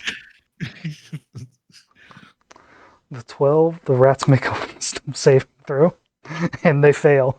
So they start trying to run away from Lift back into the hole. Blinken, it is your turn. What do you do? All right, I'm going to try, hopefully, another ensnaring strike shot at it. Because I could do it again and use a spell slot. So I'll do that. So I'm gonna roll the hit and see if it hits with the ensnaring strike. Yeah, that should hit. It's a 15 to hit. Yeah, that definitely hits. All right, so it'll be a D6. Okay. All right. And then 6 damage. Okay. yeah, you have to roll the strength check again. -1 on their strength checks. They got a 3. So once again, you ensnare them. I say, stay, damn it, we're gonna kill you. And then, Blinken, do you have another attack? Yeah, I'll roll the attack again to see what Okay. happens. You that's like much higher. It is. It's a total of 19. Yeah. that hits. Another D6. 8 damage. All 8 right. damage. All right, so Blinken, as this rat swarm runs away from Lith in sheer terror, you quickly draw your bow and pew, pew, fire off 2 arrows, one after the other.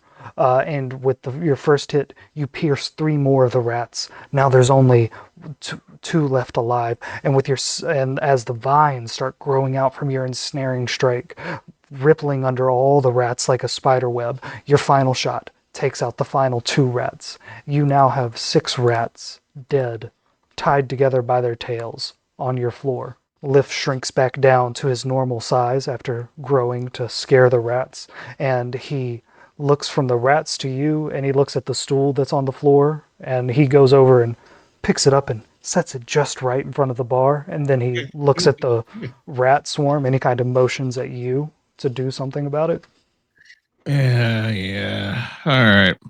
So I like nod and kind of like begrudgingly just go towards the rat corpse and just kind of, gathered it and, try to clean it up. Blinken, roll a perception check. All right. So that is, let me see. What is my perception? Oh God, a total of 7 for perception. Blinken, this isn't very well hidden, but that isn't the way a rat tail happens. You've seen this before. You've lived in the city your whole life, practically. You've seen a swarm of rats that all get trapped in a box or a tight corner and their tails just tied together in a chaotic knot. What these rats are tied together with is a perfect knot, an intentional knot. What do you do? Huh. I kind of scratched my head. I'm going to put away whatever corpse is there, and I'm going to look around and see if there's any more, like maybe see if there's any signs of something. How are you going to put it away? Let's see. I would think that maybe there's some type of, I don't know, burlap sack somewhere. Yeah. The construction crew left one behind. You going to take it outside? Yeah. No, I'm going to fucking put them in the bag. I'm going to tie it up as best as I could, and then I'm going to talk to somebody. I don't know, probably whoever I think is doing it, or maybe has an idea, maybe Thorgren or somebody like maybe I don't know, and see if they can figure out what was going on down here. Okay, Blinken, I need you to tell me 2 things need to happen. Tell me exactly where you hide these rats. You threw them in a burlap sack. Okay, are you just going to let a bleeding burlap sack sit around in your brand new bar? No, I'm going to go put it in downstairs, like in the basement. Yeah, in the basement. Okay. Next to the basement map isn't on this. That's not correct. Why is that happening? Oh, I see why. Okay. The basement map is still here. I just accidentally covered it up because I didn't place something right. I know. I will fix that. But for right now, the rats that's what this black area over here is. It's just the basement. It's a big circle room that was carved out under here, used as a storeroom. There's the starting. Wait, are you looking at the bar right now, or are we looking at the city? Oh, I have the city map. Oh, no. You dirty rotten fucker, Mike Long. I've been doing this whole thing about like coming into your brand new bar, and this is your first time on the new map. Shit.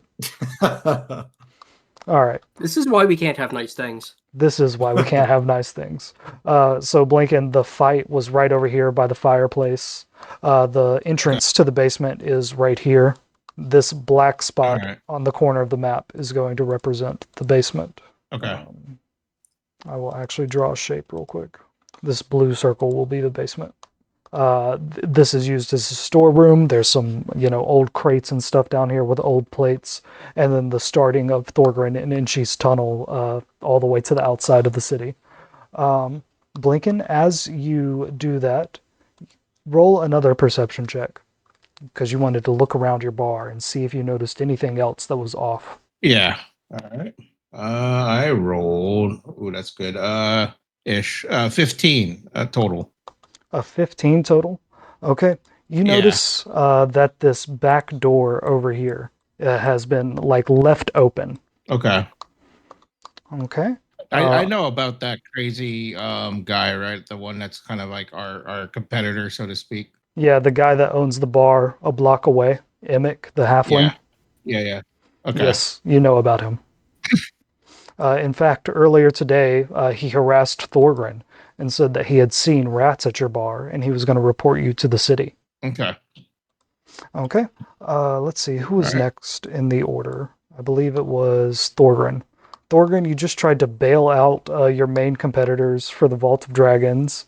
And then you were going to the Sea Maidens Fair to hire workers, correct? Yes. Okay. Again, I am just a bad, horrible DM tonight. I am going to make the Sea Maidens Fair battle map. It's going to be sick and big. It's a giant circus. But Thorgrin, you walk up on this three-ring circus that is sitting at the entrance to a great dock that has been decorated with all kinds of things and even lights and torches for the night. On this dock, there are a bunch of colorful booths where there are jesters and bards selling various wares from the Sea Maidens Fair, various trinkets, cheap candies from other nations or other kingdoms in the land, and these three grand ships that sit in the harbor, all painted bright, vivid colors. You walk towards the Sea Maidens Fair, and there's a procession of clowns that try to sell you tickets to enter the fairgrounds. What do you do? I'm going to the docks. I don't need no fairground ticket. I'm cutting through. I'm This just gonna walk whole, through. as you do that, you get like close to like the colorful rope gate that they've hung multiple. This rope fence that signals the area of the Sea Maidens Fair. As you get close to the place you're supposed to enter and present your ticket, Drow security officer steps in your way. He holds one hand out to stop you from coming any further. His right hand, of course, rests on his hip at these strange hand cannons you've seen them fire once or twice. And he says, "Mate, nobody gets into the Sea Maidens Fair without a ticket. Come on, it's one of our first days. They're cheap. You should really buy one before you take another step." Seeing him put his hand out like that, I'm assuming he's trying to shake my hand because who would stop such a friendly-looking dwarf just trying to go about his business? The man with the hand cannon So I'm gonna shake his hand. gives you a firm handshake. A little bit too firm. Nothing you can't handle, Thorgrin. Yeah, so I shake his hand and be like, that sounds like a wonderful idea. But I'm just trying to go over there and I'm gonna point past the fair. Yeah, to Is there a the dock with all the shops and food and jesters. Yeah. The dock Is that there is like a clearly part of the fair. Well, no, like just behind it, like the other side. I just want to run through. Can you give me like a little behind the scenes walk through to get through? Promise I'll behave. And I'll He smile. says, "Mate, the captain says no one gets in without a ticket. The price you'd have to pay to bribe me is worth 4 times the ticket. Just buy the ticket and get on in." Who said bribe? I was trying to be polite, and I'm gonna walk away. Okay. He says nothing as you walk away and says, "It's 2 silver pieces. It's not that much. Shouldn't be that big of a problem." You walk away, Thorgrin. What do you do after that?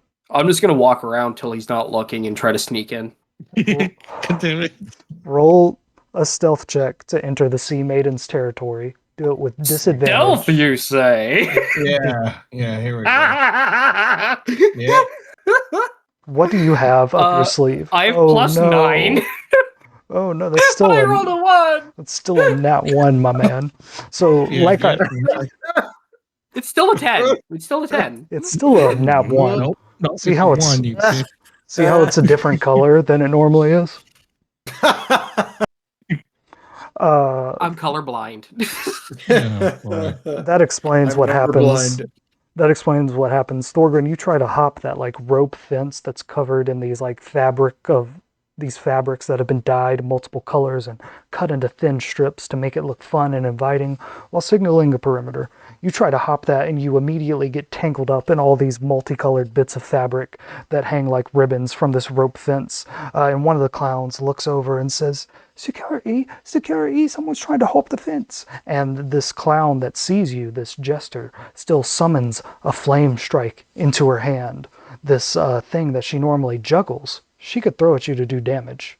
Thorgrim, what do you do as security comes closer and you're being watched? Help! Someone by this pushed jester? me into the fence, and I'm gonna start squirming as if I'm like stuck, like in the GIF I just dropped in the chat.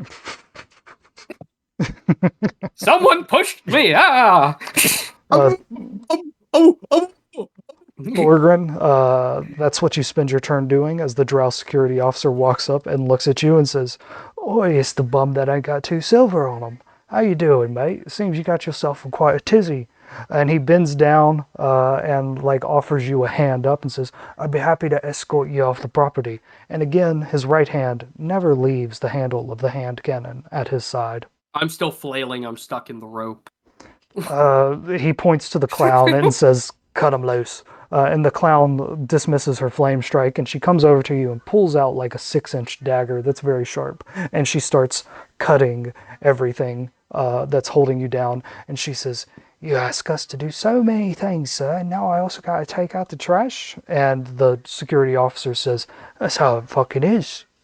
Thorgrim, you are eventually cut loose from all the things tangling you up. What do you do? You know, funny enough, even though it's kind of insulting, I like y'all's attitudes. How do you guys do after work gigs? Say an establishment needs like entertainment and security.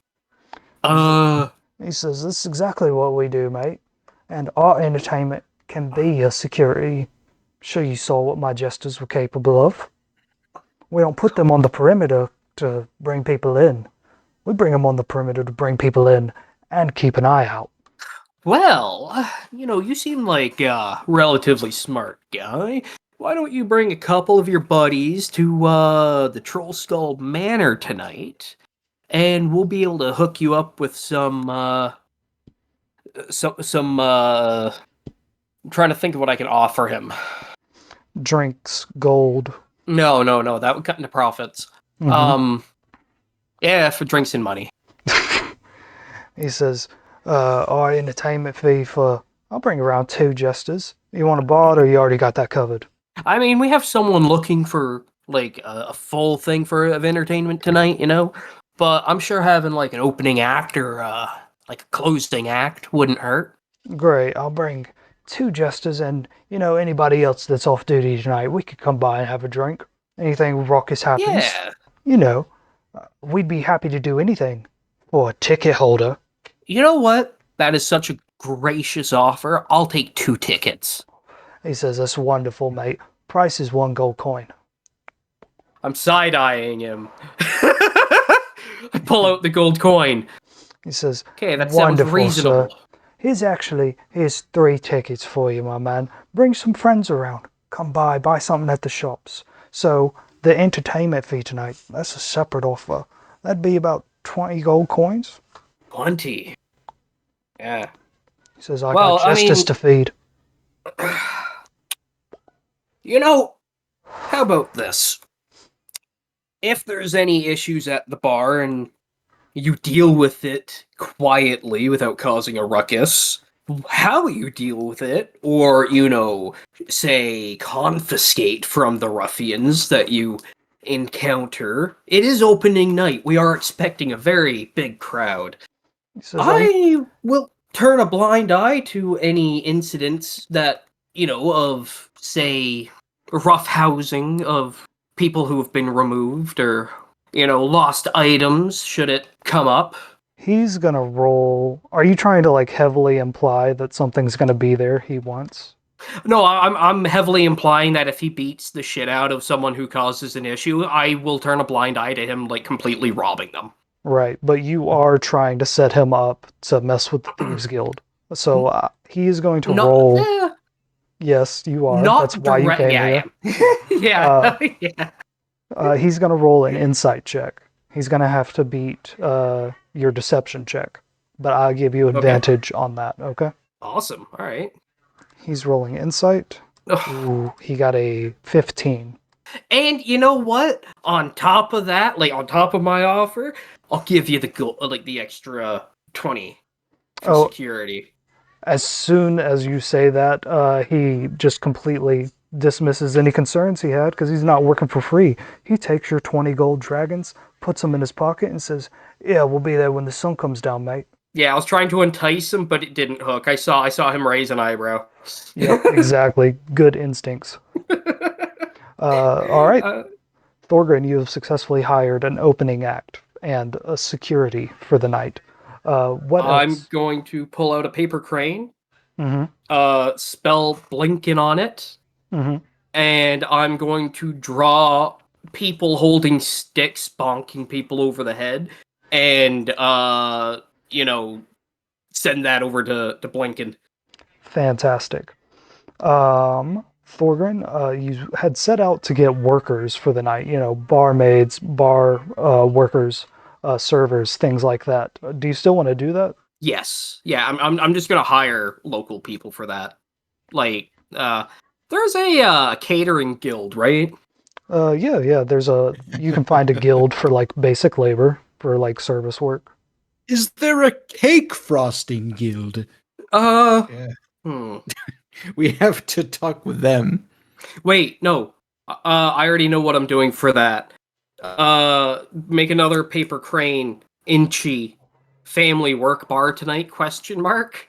Fantastic. And it scribbled like a 4-year-old did it. Like, I know how to read and write. I'm not good at it. Fantastic.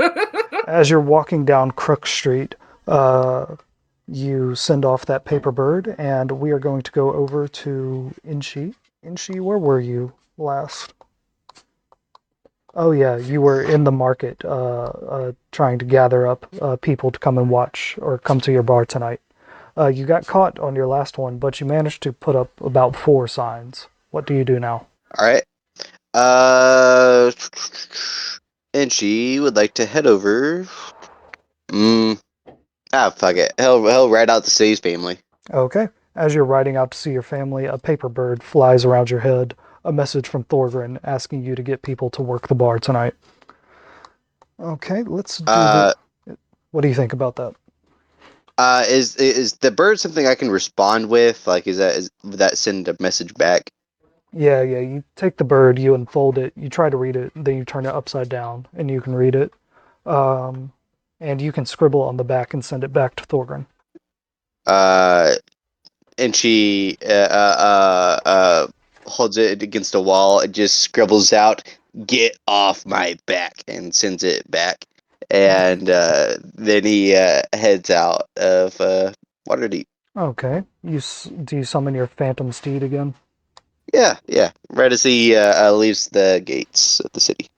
All right. You ride out to Goblin Village, and let's do this kind of quickly. What did you want to do at the Goblin Village, or the Soup Hut Village? And she rides in, and he casts a minor illusion above his head to just make it look like a couple of fireworks are going off.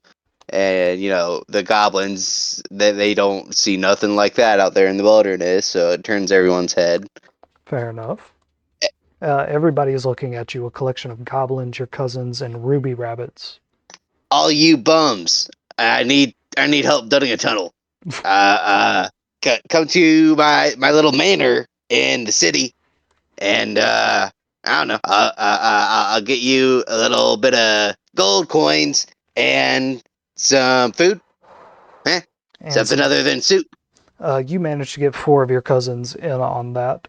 You also catch the attention of a ruby rabbit, just a bunny rabbit with a crossbow standing on 2 legs about your size, comes up to you and says, what are you building the tunnel for? Well, we're building a tunnel because tunnels are cozy. Man, what's up, Doc? Yeah, what's up, Doc? He says, are you trying to build a way into the city? I mean, there's a lot of possibilities with a tunnel, Mr. Rabbit. He says, the ruby rabbits, Doc. They'd be happy to help you out with that. Mm. Let's. I've got an opening to get to. We can talk about that later. I only Okay. need my goblins. All right. Inchi, you managed to grab 4 of your adult goblin cousins, and they ride into the city with you. Now, Inchi, they won't be able to. And she still rides on his horse, but he makes his cousins walk. Okay. They trot alongside you and they say, Cousin Inchi, we're not going to be able to get into the city. We don't have any IDs or paperwork on us, unless you wanna pay for us, huh? You wanna pay for us to get in the city? How much did that even cost? For each of them, it's going to be 5 gold coins each, so 20. Or you could sneak them in through a sewer access and teach them a way into the city. Hey guys, I got a neat little trick for you guys. Let's go this way. Okay. Inchi, they follow you to like where a sewage outpost is on the edge of Waterdeep. It's grown over with vines. It's not really used much anymore. You think the city probably forgot about this, but this is a Thieves Guild way in and out of the city. And you guide your cousins through the sewers of Waterdeep. Yep. You will be back next turn. Hey, don't eat that. That's not a potato. EB and Schemo. EB, you have hired entertainment for the night. Is there anything else you want to do to help with the bar opening? Is there anything lacking that anyone else has failed to come up with? Let's see. You got some hirelings. Elzerna is handling food. Schemo is getting drinks. You could do more promo work. You could invite some friends. I'll see what friends are available. EB, roll a d6. Okay. 4. 4. 4 guys that you used to invite onto your boat back in the docks ward, and y'all would drink the night away sometimes. They'd be down for a good time. And then you also know Vincent Trench. Oh yeah. I'll invite old Tiger Eye Trenchy. All right. And the rest of the fellas, and their and anyone else who they want to bring. Fantastic. You get the word out, and they say, "Yeah, hey, babe, yeah, you always know a good spot. We'll be there." And Sam, as you're in the docks ward, Schemo goes off to go get some wine from one of his warehouses. And as you're sitting there waiting for Schemo to come back, you are actually outside that shop that sells all purple things. And there's that gnome that wears like a purple suit and purple glasses. And he says, "Oh, hello there. How are you doing?" Or, "Oh, hello there. How are you doing, Sonny?" Well, hello, Mr. Zablob. I'm doing fantastic. Can't you see the fancy duds I'm wearing? And I show him my purple I don't know what it's called. It's that thing in the Middle Ages that they wore around their neck and shoulders. You know what I'm talking about? The frill. Yeah, that thing. Mm-hmm. Canonically, I've had that since day one. That is a purple frill. And I sort of accentuate that, but I say, He says, "That's how most are you, wonderful. Zablob? Wonderful. That's most wonderful. You want to know how you keep it purple? How I keep my clothes so purple? I never wash them. How's that? The color never fades." Oh, well, how do you keep it clean? He cocks his head sideways and squints his eyes. What do you mean? I mean, well, you gotta keep your clothes clean. There are ways to wash these without losing the hue and the saturation of these colors. He says, no, that's nonsense. Purple is the color of royalty, the color of powerful beasts like Xanathar the Beholder. You gotta just let it do its thing. What's got you in such a royal mood today, wearing all that purple? I'm always in a regal mood, but I mean, Xanathar's blue though. He's blue and yellow. He's purple in my campaign. X-Men. Oh, well, never mind. Yes. I retract what I say then. I say, well, I'm just I'm regal all the time. Say, Zablob, I would very much like to invite you as a friend to the grand opening of the establishment that I am involved with. It's Troll Skull, right? Yes, the Fool's Half Pint is the bar, but it's at Troll The Skull Fool's Manor. Half Pint Tavern on Troll Skull Alley. We would love to include you there, as well as anyone else who you would love to bring along. My mauve comrade, my partner in purple. Yes. We would be very glad to have you there. He says, "Oh, I know this lovely purple tiefling. I'll bring her along, okay? Oh, this sounds like a very fun night." Oh, yeah. Okay, Sam. I mean, sure. That was so good. It like actually creeped me out. Oh yeah. Okay, so you've successfully gotten entertainment and brought some people to the bar for the night. Let's Right. just say that's good for you. That's good for Inshi. Let's go back to Blinken as everybody else makes their way back up. What am I doing? Okay. Blinken, you are standing in Troll Skull Manor. You just shoved a bag of dead rats that had been purposefully tied together down into the cellar.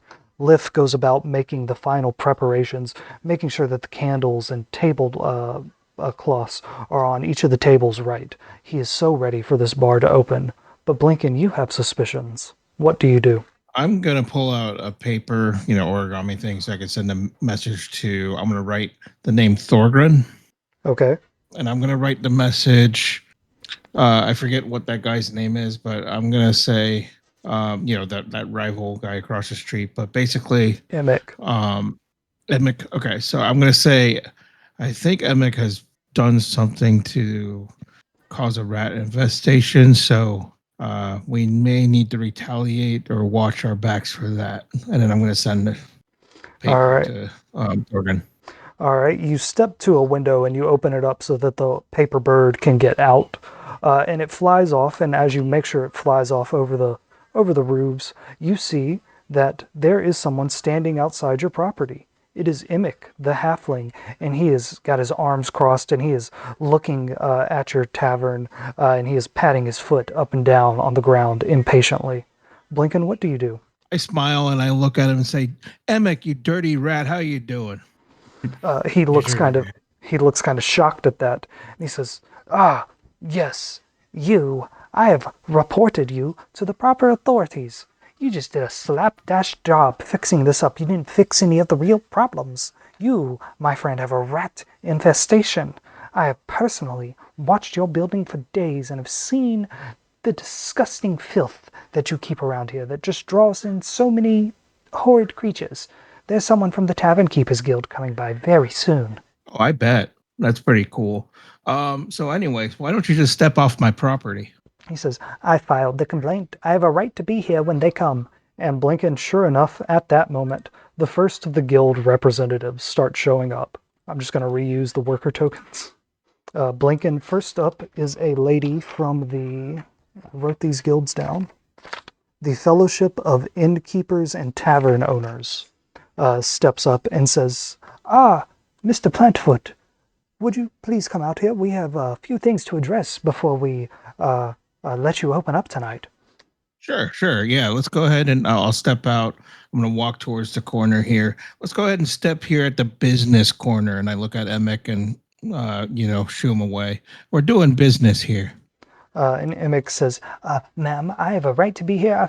And she looks over at him and says, "I know, Master Emic. Your complaint will be addressed shortly. There are other things to attend to."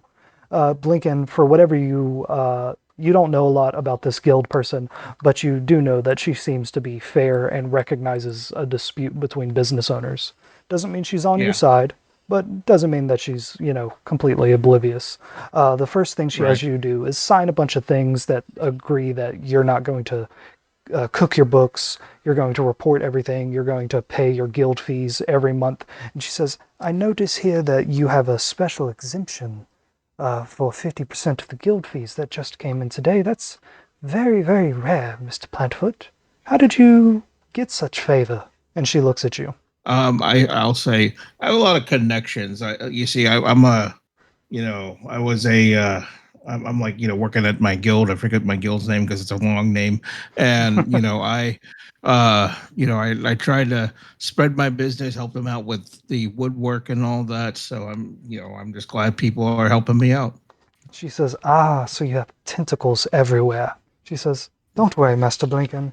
We all get into that business." And she has you sign a few more pieces of paper, and she says, "Now, Master Blinken, because of your special connections with our mutual friends, you are cleared for opening tonight, but you have been served with a complaint already from a man of reputation." And Imik steps up because he was eavesdropping, and he says, "Yes, I have a complaint. These folks are not running a proper business. They have let a rat infestation run amok in their establishment."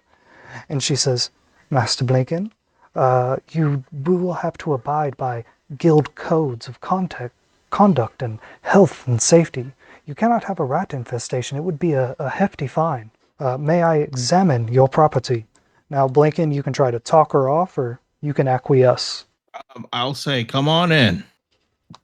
Fantastic. Now, Mr. Imik does have a right to be here, but he is required to be respectful and let me do my investigation.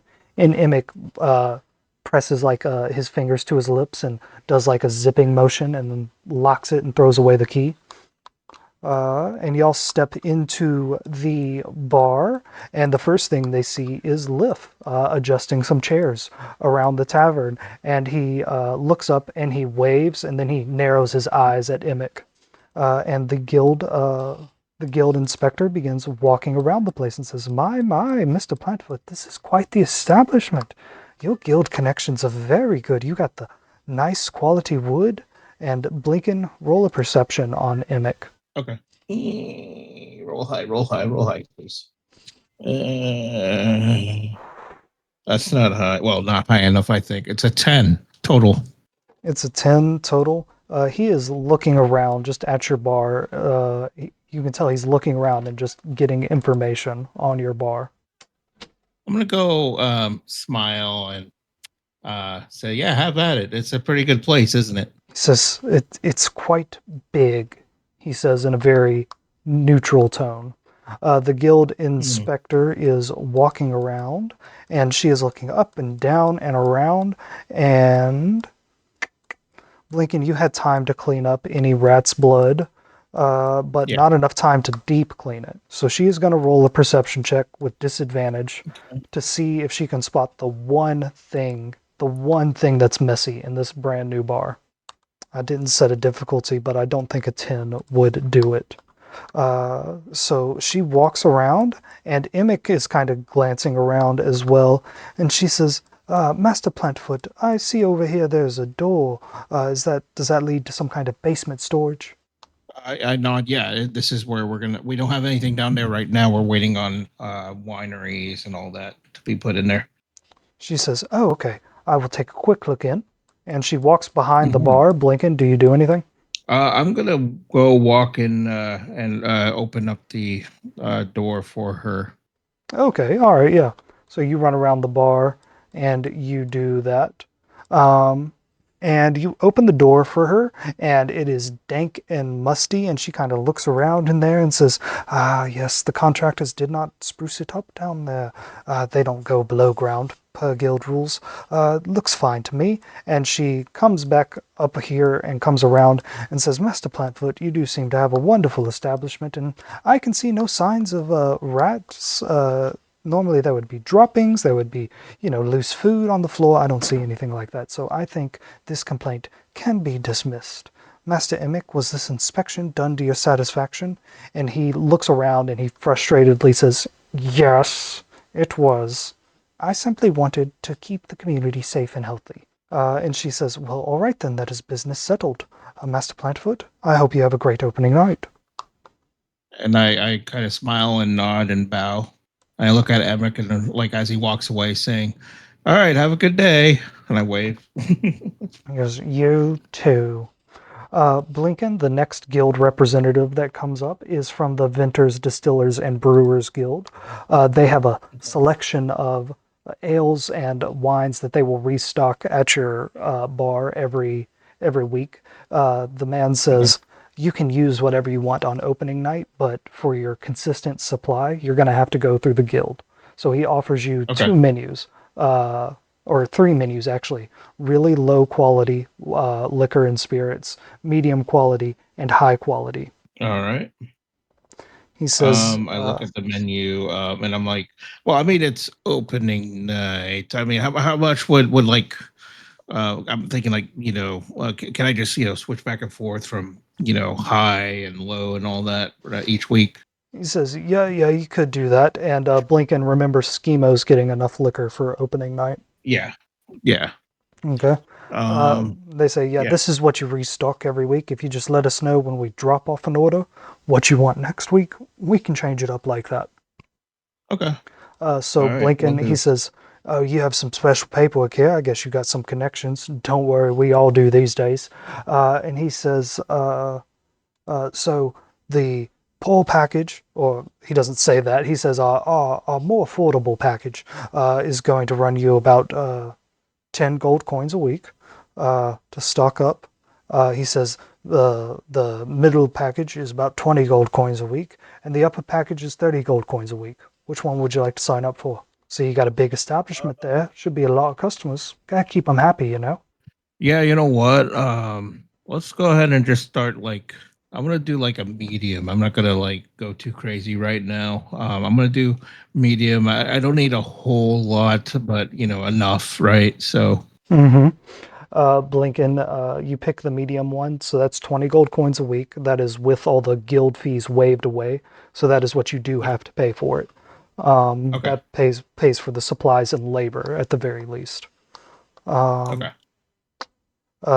He says, of course, Master Blinken, we will get that right to you. We will make sure that your next delivery is tomorrow morning, and it will be every week after that. As you also have to sign a code of conduct, and he hands you a document that says you can't like fake alcohol, you can't pour cheap alcohol into expensive bottles.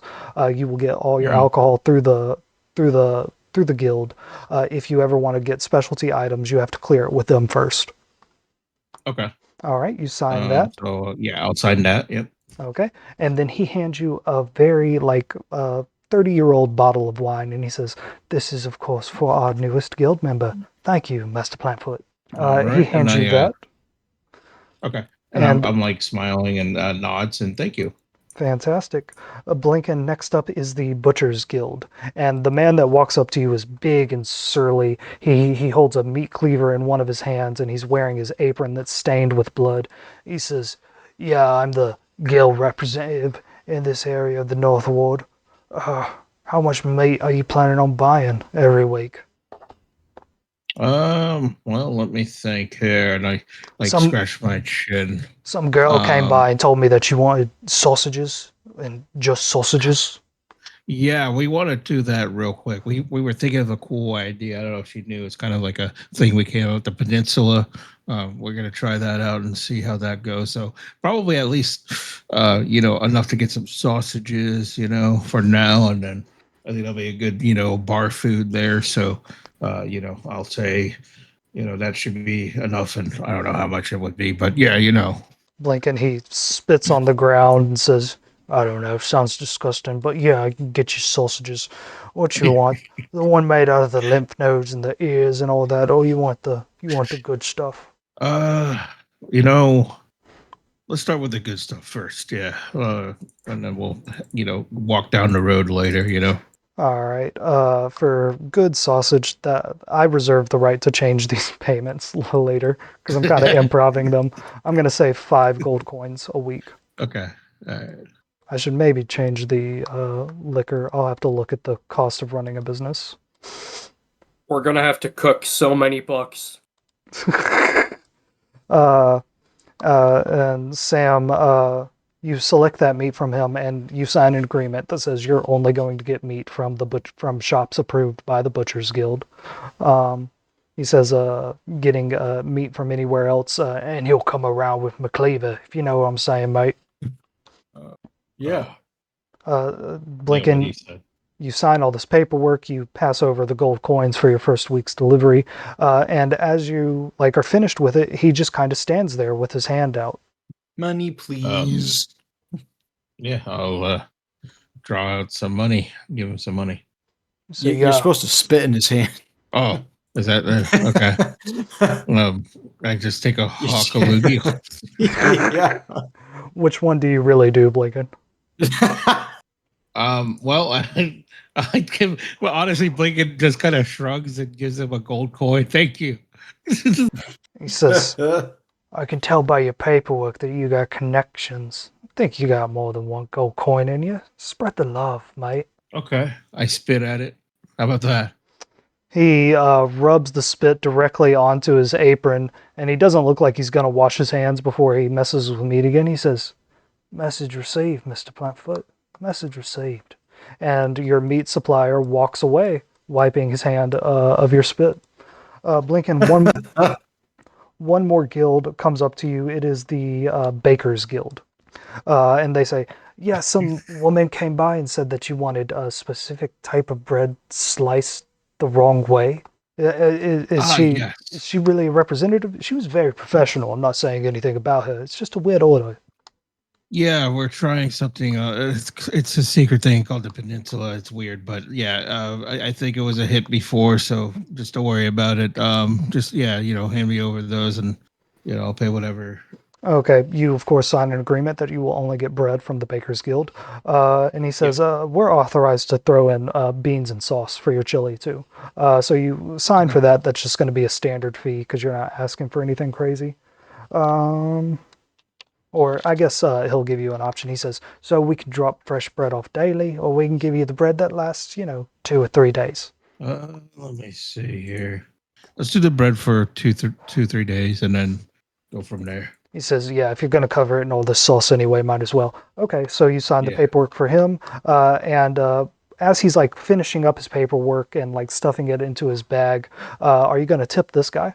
This one, he seems pretty cool. Yeah, I'll give him 5 gold. Thank you, sir. I hope you have a great day. This place looks fantastic. We'll get you an order over by opening tonight. All right, so Blinken, you have successfully handled your guild business. And you see walking up to the bar is Elzerna.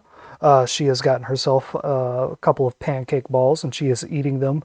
She steps around the corner and dismisses her disguised self, and now she looks like a child again. Next up comes Inchi with 4 of his goblin cousins, and Thorgrin, and then Thorgrin wanted to do one more thing, and then Schemo and EB. I forgot what I was going to do. You need to hire workers. You have not hired workers for your bar. I thought Inchi was doing that. Nope. And she said, no, fuck you. No. He didn't reply to me. Yeah, and she did go get his family. I think that was your idea for getting workers. So yeah, Thorgrin, you would be done too. So you also walk up to the bar, and you are all back together again. So yeah, everybody did what they had to do, right? Yeah, Sam, you got entertainment for tonight. Okay. And you invited people. That's what you did. Okay. So I think it's getting pretty late and Huel's not here. I wanted to do the bar opening tonight, but I also don't want to rush it in like 20 minutes. So we will do that next week. All right. All right, everybody. This was fun. I'm actually excited for y'all to run this business. Well, I was going to say, if we still got like 20 minutes, we could solve the rat mystery right now. I mean, that's true. Oh, yeah. I mean, yeah, let me not call it off early. I should have given y'all time to talk. My bad. Give me just a second to get a drink. Well, if you want to call it early, that's fine. I was No. I just wasn't thinking. Yeah, let's absolutely do that. Give me a minute to grab a drink. I'll be right back. I nominate we burn down his bar. Let's not get to that extreme. With him inside of it. Well, are we going to light this bag of rats and just light it on fire and make him stomp on it sort of thing? What? I mean, we could. And then we can also take like a brick and carve into it. I insert name here, hereby confess to. That way it's written in stone. Yeah, okay. And that he was so guilty that he decided to burn down his bar with himself inside of it. Him in the head, yeah. Yeah. No, I'm serious. That is Thorgrin's suggestion. I expected nothing less. But yeah, it was Yeah, because obviously I sent that letter to you. So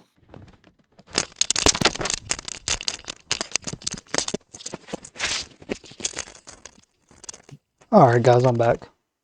So, all of you are gathered up in the Fool's Half Pint. There's actually a sign out front. Elzerna, I think a few sessions ago, said that she would paint the logo for y'all, and she sent it off to a very nice shop that painted it onto some wood and put it out front. And y'all are all together. Inchi, you have your cousins here. EB, you got a bunch of guests to come tonight, and you also got entertainment for tonight. Thorgrin, you hired security, and you did some promo. And Inchi, you also did some promo. And Blinken handled all the guild work. The two goblin cousins are just wandering around the bar going, wow, Cousin Inchi's doing good, doing real good. And they're tracking Mud in, and Liff is just trying to clean up after them. Say hi to the ghost. That's my friend Liff. They start messing with Liff as you guys talk. Elzerna says, I think that I found us some very good suppliers. How'd all the guild business go?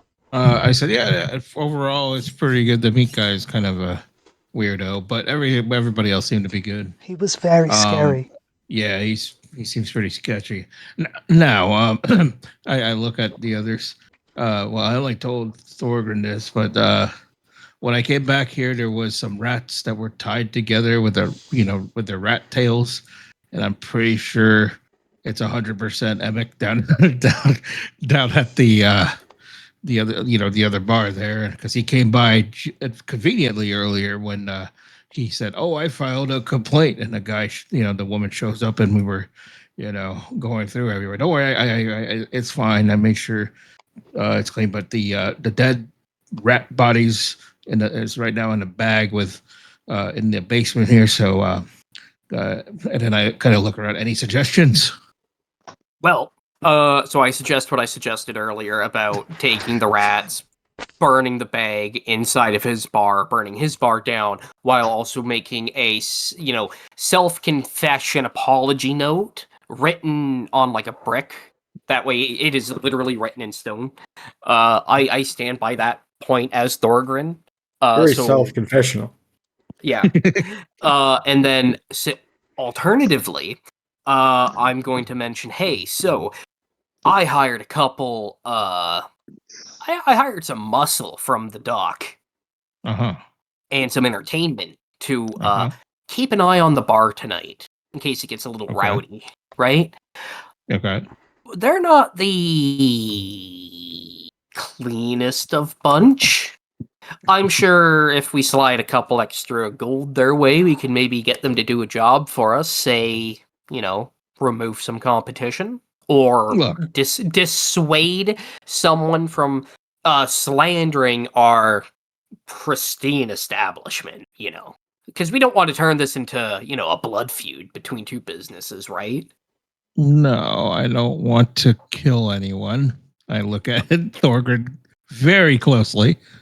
I didn't say kill. Nowhere in there did I say kill. Kill was not in there at all. Thorgrin, we should only kill people if they're demon worshippers. Yes, you only kill people if they're demon worshippers. You are correct. Of that level of evil. Yes, of that level of evil. That's a good girl. You stay on that path. So, anyways. Mr. Thorgrin, you cannot kill someone over a business dispute. That's wrong. I didn't say kill. Nowhere did I say kill. I'm going to slam my fist on the table. I didn't say kill. You said you were going to scratch a suicide note into a brick. I didn't say suicide either. It was all implied. It's not as bad as saying it outright. There's a difference. I'm thinking out loud to the group. How old is Emmerich anyway? He's not that old, right? Old enough to be a pain in the ass. He's an older halfling. I'm not sure what a halfling's lifespan is off the top of my head, but he's old enough to age to a really fine prunish bastard. Okay. The eyed prudish bastard. Great Sorry. big bushy beard. Nutter than So a Mad Hatter, that one was. It's a shame there aren't more dwarves in this campaign. yeah. A real rotten fucker. Oh shit. A real hairy ass bastard. All right, I'm done. Shut the- oh fuck. I look at the group like I don't wish real ill intentions. I mean, it's good to have competition, you know. I mean, we're gonna probably, you know, do pretty well. Yeah, we got to stay sharp. We just got to think of other means of maybe watching our backs rather than just flat out arson. We can't be too reckless. Like we gotta, we gotta be bold, but we also gotta be smart.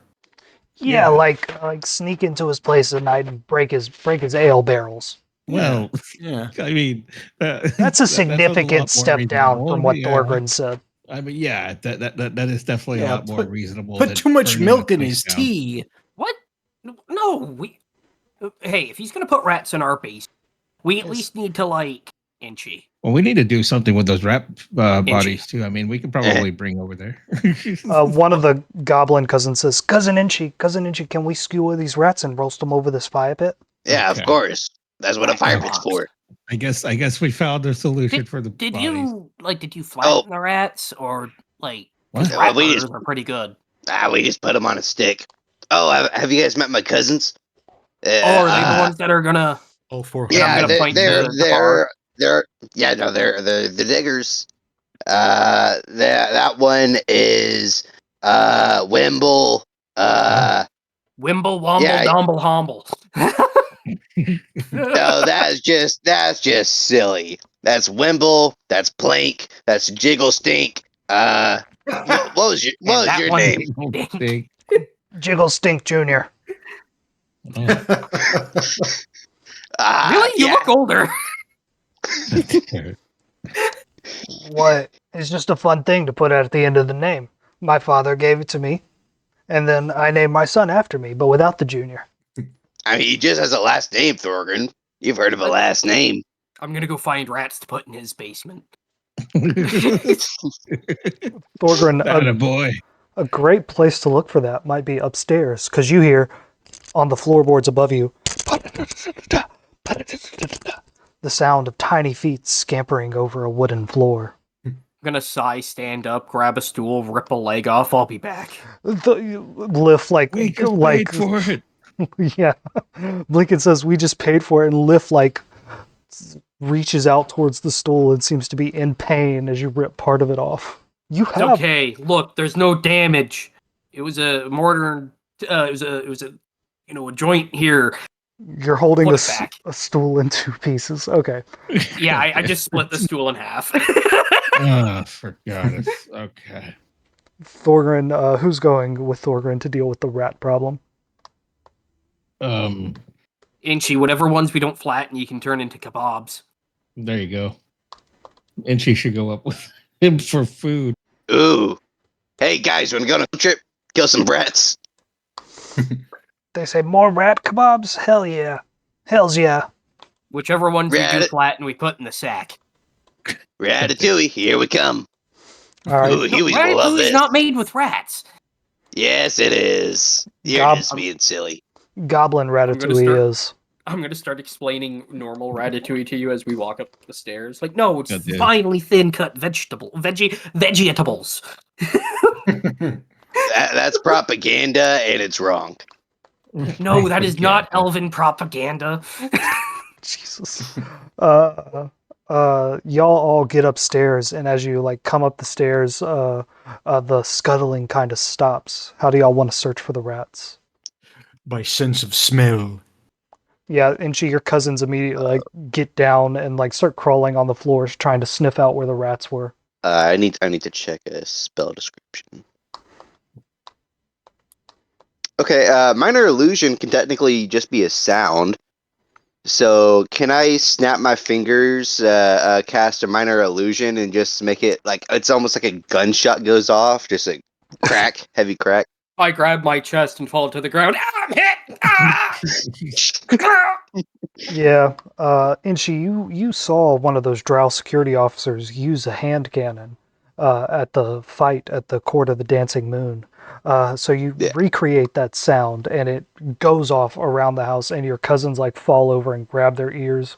You almost give Thorgrin a heart attack. What were you trying to accomplish? Just trying to see if I can scare out some rats. Ooh, the rats are going to roll a Constitution check with disadvantage. With that, they fail, and you hear the scuttling of rats coming from your bedroom, Inchi. Ah, sick 'em! I knew there was more rats in here. All right.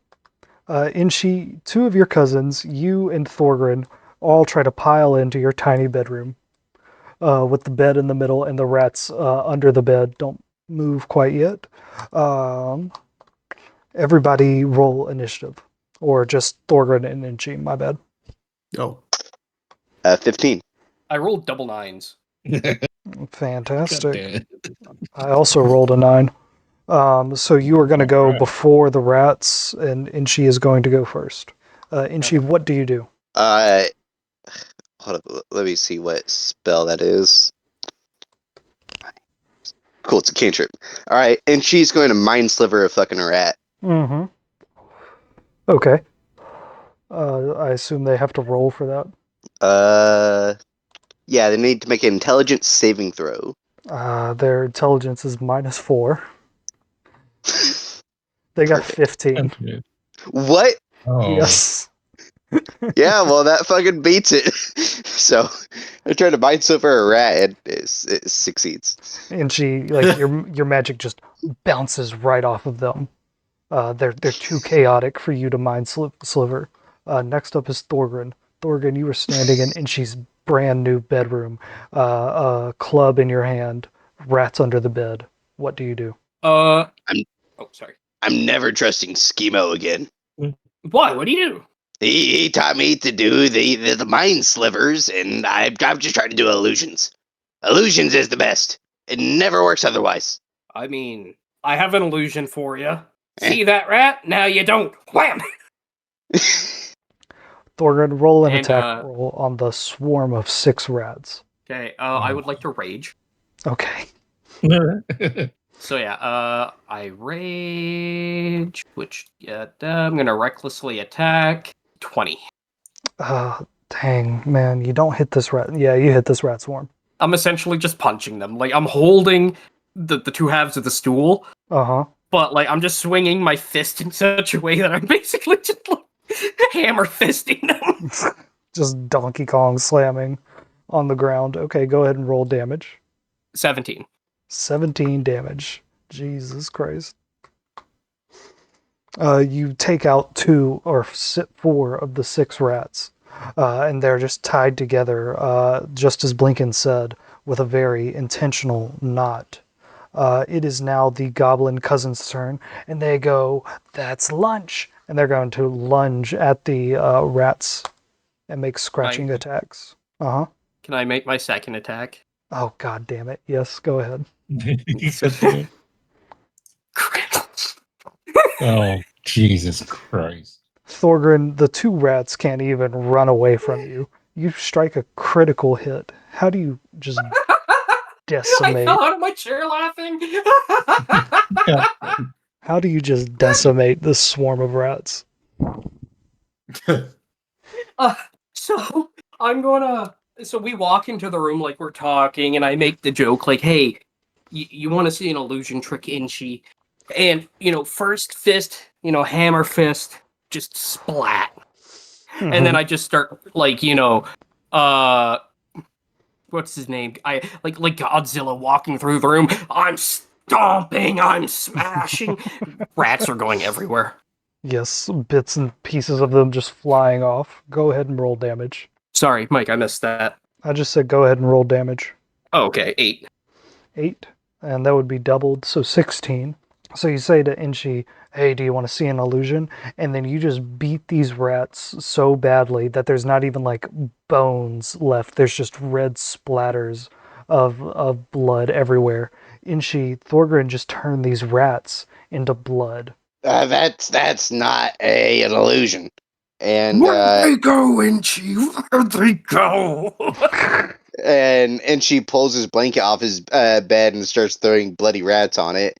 While they're going in the blanket. No, Uh, Inchi, there's no rats. He demolished them. He atomized them. It's and she's like scooping up bloody soup into it and saying, "Maybe we can cook this down. You could just stab him sometime so I can eat him. I'm hungry." Your cousin says, we can use this. We can boil the other rats that are in the basement in the rat's blood. Rat-soaked rat. Ah, You want to make Alright. rat pudding? And they both rat start breast, they start saying rat pudding, rat pudding. I'm still rat stomping soup. on the Hey, ground. be, Rat be, ci- pudding, be rat civil now. pudding. Yeah, cutting to downstairs with Blinken and EB and the other NPCs. Y'all just hear some talking, and then you hear Thorin yell, and then you hear just bang, bang, bang, bang, bang, bang, bang, bang, bang, bang, bang, coming from right above you. What are y'all talking about doing? Schemo says, okay, now that the murder hobos are out of the room, what are we gonna do about this Emmett guy? He's not gonna stop. You know, you can Well- poison his supply. You can try to sabotage him. You don't gotta kill him. You can do other things. I mean, I agree with the other things, but what? See, he just brings rats to what would be equivalent of bringing rats to the premises? And I keep hearing like stomps and laughter upstairs. Yeah, just above you, you hear rat pudding, rat pudding. How tightly sealed are the floorboards on the second floor? Oh God! We'll get back to you, Brax. Jesus Christ. Blinken and EB and Elzerna and Schemo are talking about Emic. And Schemo says, you sabotage his business, you frame him for a crime, you throw a brick through his window. Yeah, but see, I don't want to do it that soon though, because then he's going to be complaining and all this. You know what I mean? You could hire some people to go rough up his bar, maybe scare the customers out. They come to our bar instead. Ooh, that might be a good idea. Well, I know Thorgrim said that there's some, and then I hear stomps. There's some people coming later. Maybe we could tell them to, maybe scare some people over there. That'd be kind of cool. Yeah, that could work. Elzerna says, Probably. Mr. Angel, why don't you just put in a formal complaint? Surely the guild has some way of resolving disputes. I mean, I could do that, but picturing him being a snobby little old man, he's probably going to think other things as well. So, I mean, I could try. He is very rude. Yeah, so he'll probably think of something if I try something anyway. So, What about a stink bomb? Ooh, I like that idea. Stink bomb in the bar while it's operating. No one gets hurt. People still get scared out, right, Schemo? And Schemo goes, Yeah, you're not wrong, kiddo. And he seems to think about why he first went to violence. Yeah, I think that might actually work because then people are like, "Oh my God, what kind of stench is going on here?" And then we could have all the customers. I like that idea. Now, where do we get the stink bomb from? And then I'm thinking hard, and it just fades to them. No, To what? it fades to the upstairs. Oh, okay. I'm sitting there scratching my armpit. Yeah, that was a good stomping. Yeah, you're just watching Thinking these of all those goblins stinky people. scoop are up upstairs. So that's the idea. Yeah, these goblins are scooping up blood into their hand and they're trying to hold it like a bowl, and they're just walking around getting blood everywhere. Thorgrim and the goblins would start heading down, and Inchy, you bring in a bloody sack of rats, and Lift just disappears. What in Sometimes- God's name is that? Dinner. rat. One of the only parts of the rats to survive the atomization was their tails, which are again tied in a perfect knot. I don't. Yeah. And shortly after that, I think there's a knock at the door and says, "Oi, who's running this establishment? I got a contract for you to sign. I'm the entertainer tonight. Moat overhead." Got there. And I look around. Who? And I look at the group. Who, is this your entertainment? Who brought him here? Uh, I guess Sam, technically, right? yeah, Sam. Schemo says, "Yes. EB already paid them. They probably just got a rider for you to sign, Blinken." Okay. All right. I walk up and then say, yeah. I run we run this place. I'll sign it and we'll get it going.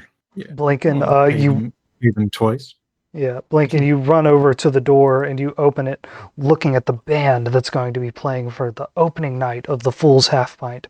You open the door and three ratty, smelly rock stars stand at your place, and they say, "You the bloke that's paying us $60, 60 gold coins to play all night?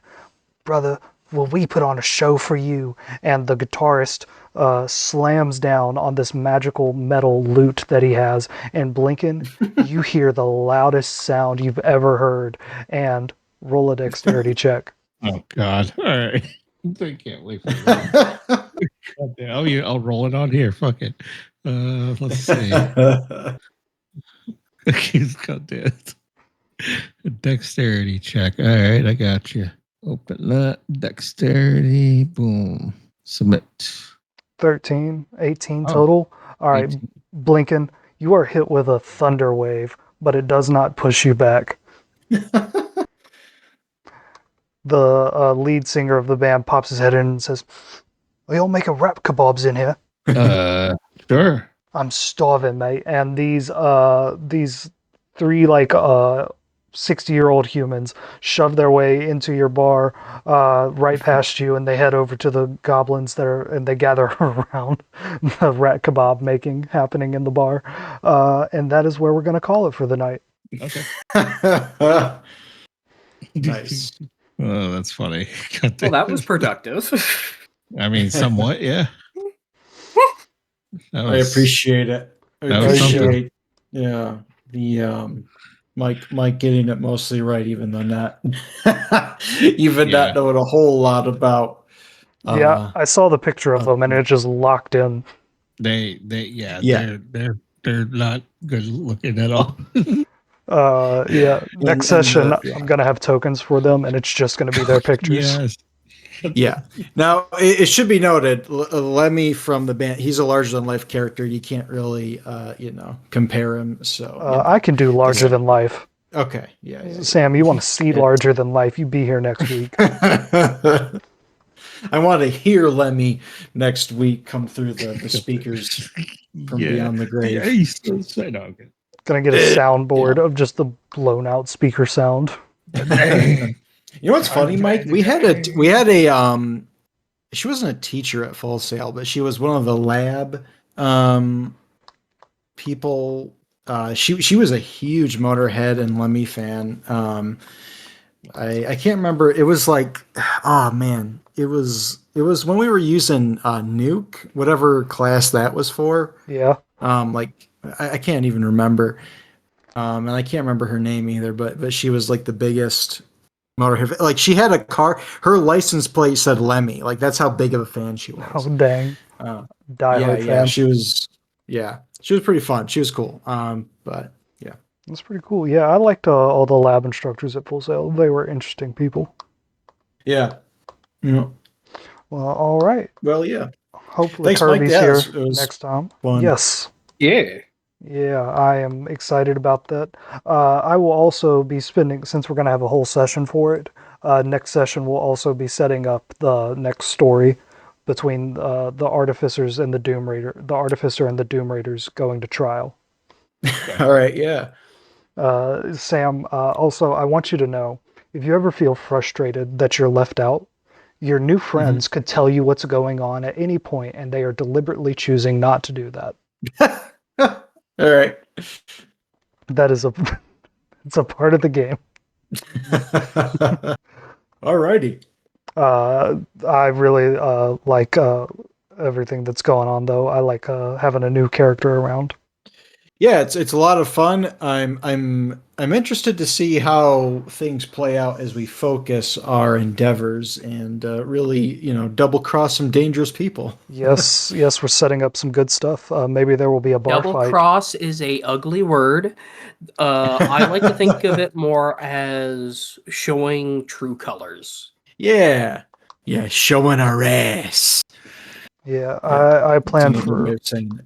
I plan for next week to be like all the NPCs coming and packing out your bar, and I got some like things to do that'll make it fun and interesting. And I love like all the little stories that we tell, because I didn't plan anything y'all did tonight, but we had fun. That's true. Yeah, it's fun. So it makes this game what it is. Yeah. All right, Yeah. I hope all of y'all have a good night. Yeah, you too. I'm gonna hop off and head to bed because I'm pretty tired. But yeah, this was fun. Have a good night, all. Listen to some Motorhead. I will do that. Yeah. Yeah. Killed by Death is a good one. That's a. I think that's what I'm going to check out. I'm going to write a whole course, but translate it into Faerun.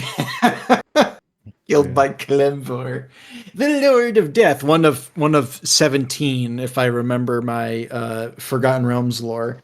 Yeah, or something like that. There's several gods of death, but I appreciate the reference. Yeah, he was the first one that came up when I googled. He's Not Baal or not Murloc or whoever. I can't even remember half of them. I was gonna say Baal, but I didn't want to risk being wrong. Baal. What? The Baal's the god of murder and death, not just death. Oh, was I boring? Whoever left. Yeah, you bastard. And it's not ball. If it's a ball. Yeah.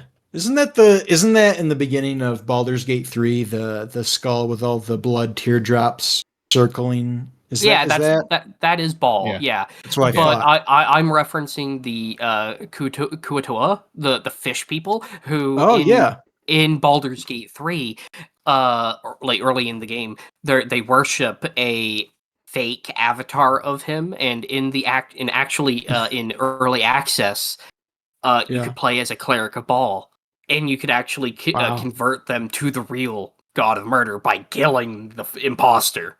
Holy shit! Really cool. I didn't even know that the Kuatoa were in Baldur's Gate 3. That's amazing. Yeah, it's cut content.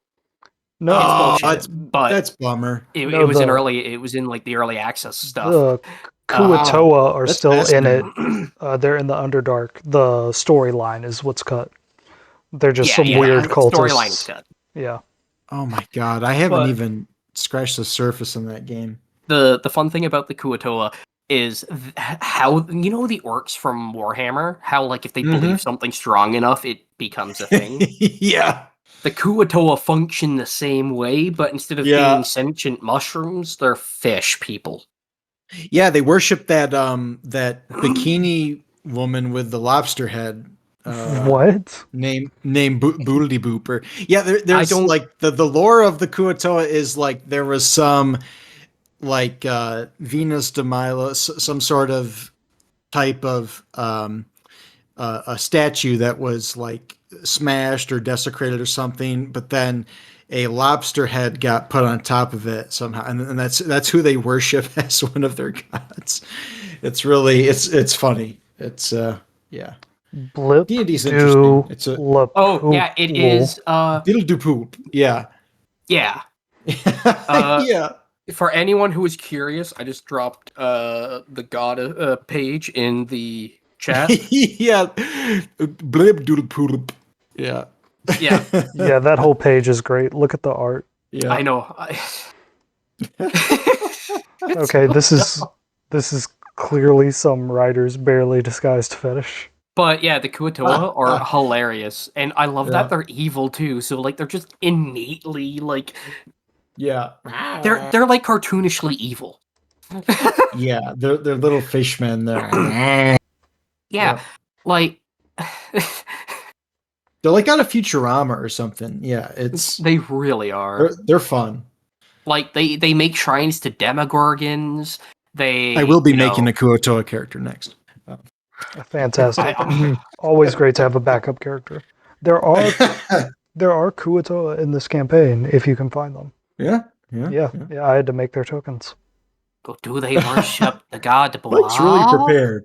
Let's take a moment and thank Mike for being prepared to the extent of having Kuotoa prepared, because that's one of those things that, probably will never happen in the actual campaign, but he's got it up his sleeve by gum. I wish more games involved like the cartoony monsters, those guys fucking what were they called? I forgot already. If I get the to shark people, the Shark Suaguan, they're like related. No, they're giant. They're giant frogs, but they're considered demons. Slans. Slads. SLAAD. Oh yeah, slads. the slads. The Yeah, the lobster. slads. Oh yeah, I've used some slads in my campaign. Yeah, like I want to do a dungeon crawl at some point. If if anyone's interested, I've been exploring the game system Dungeon Crawl Classics, which I thought was just sort of a cheap knockoff of D&D, but actually it's kind of like a simplified version of how old first edition D&D was played, instead of all of the complicated bullshit. I tried looking up how combat works in first edition Advanced Dungeons and Dragons, and it actually pissed me off. It was so complicated, and it sounds like a nightmare. Dude, I can't even begin to describe it. There's an order of operations to it. It's like math class. Yeah. But anyway, so that's a really interesting. I gotta hop off, guys. If anyone's interested, I had fun. Sorry. Yeah. I'll talk with you all about it later. But it's a fun concept. But See you, Brax. This was a lot of fun, Mike. Right. Everyone have a good night. Yeah, everybody have a good one. Later, Schizo. Bye. See you, Sam. Yep.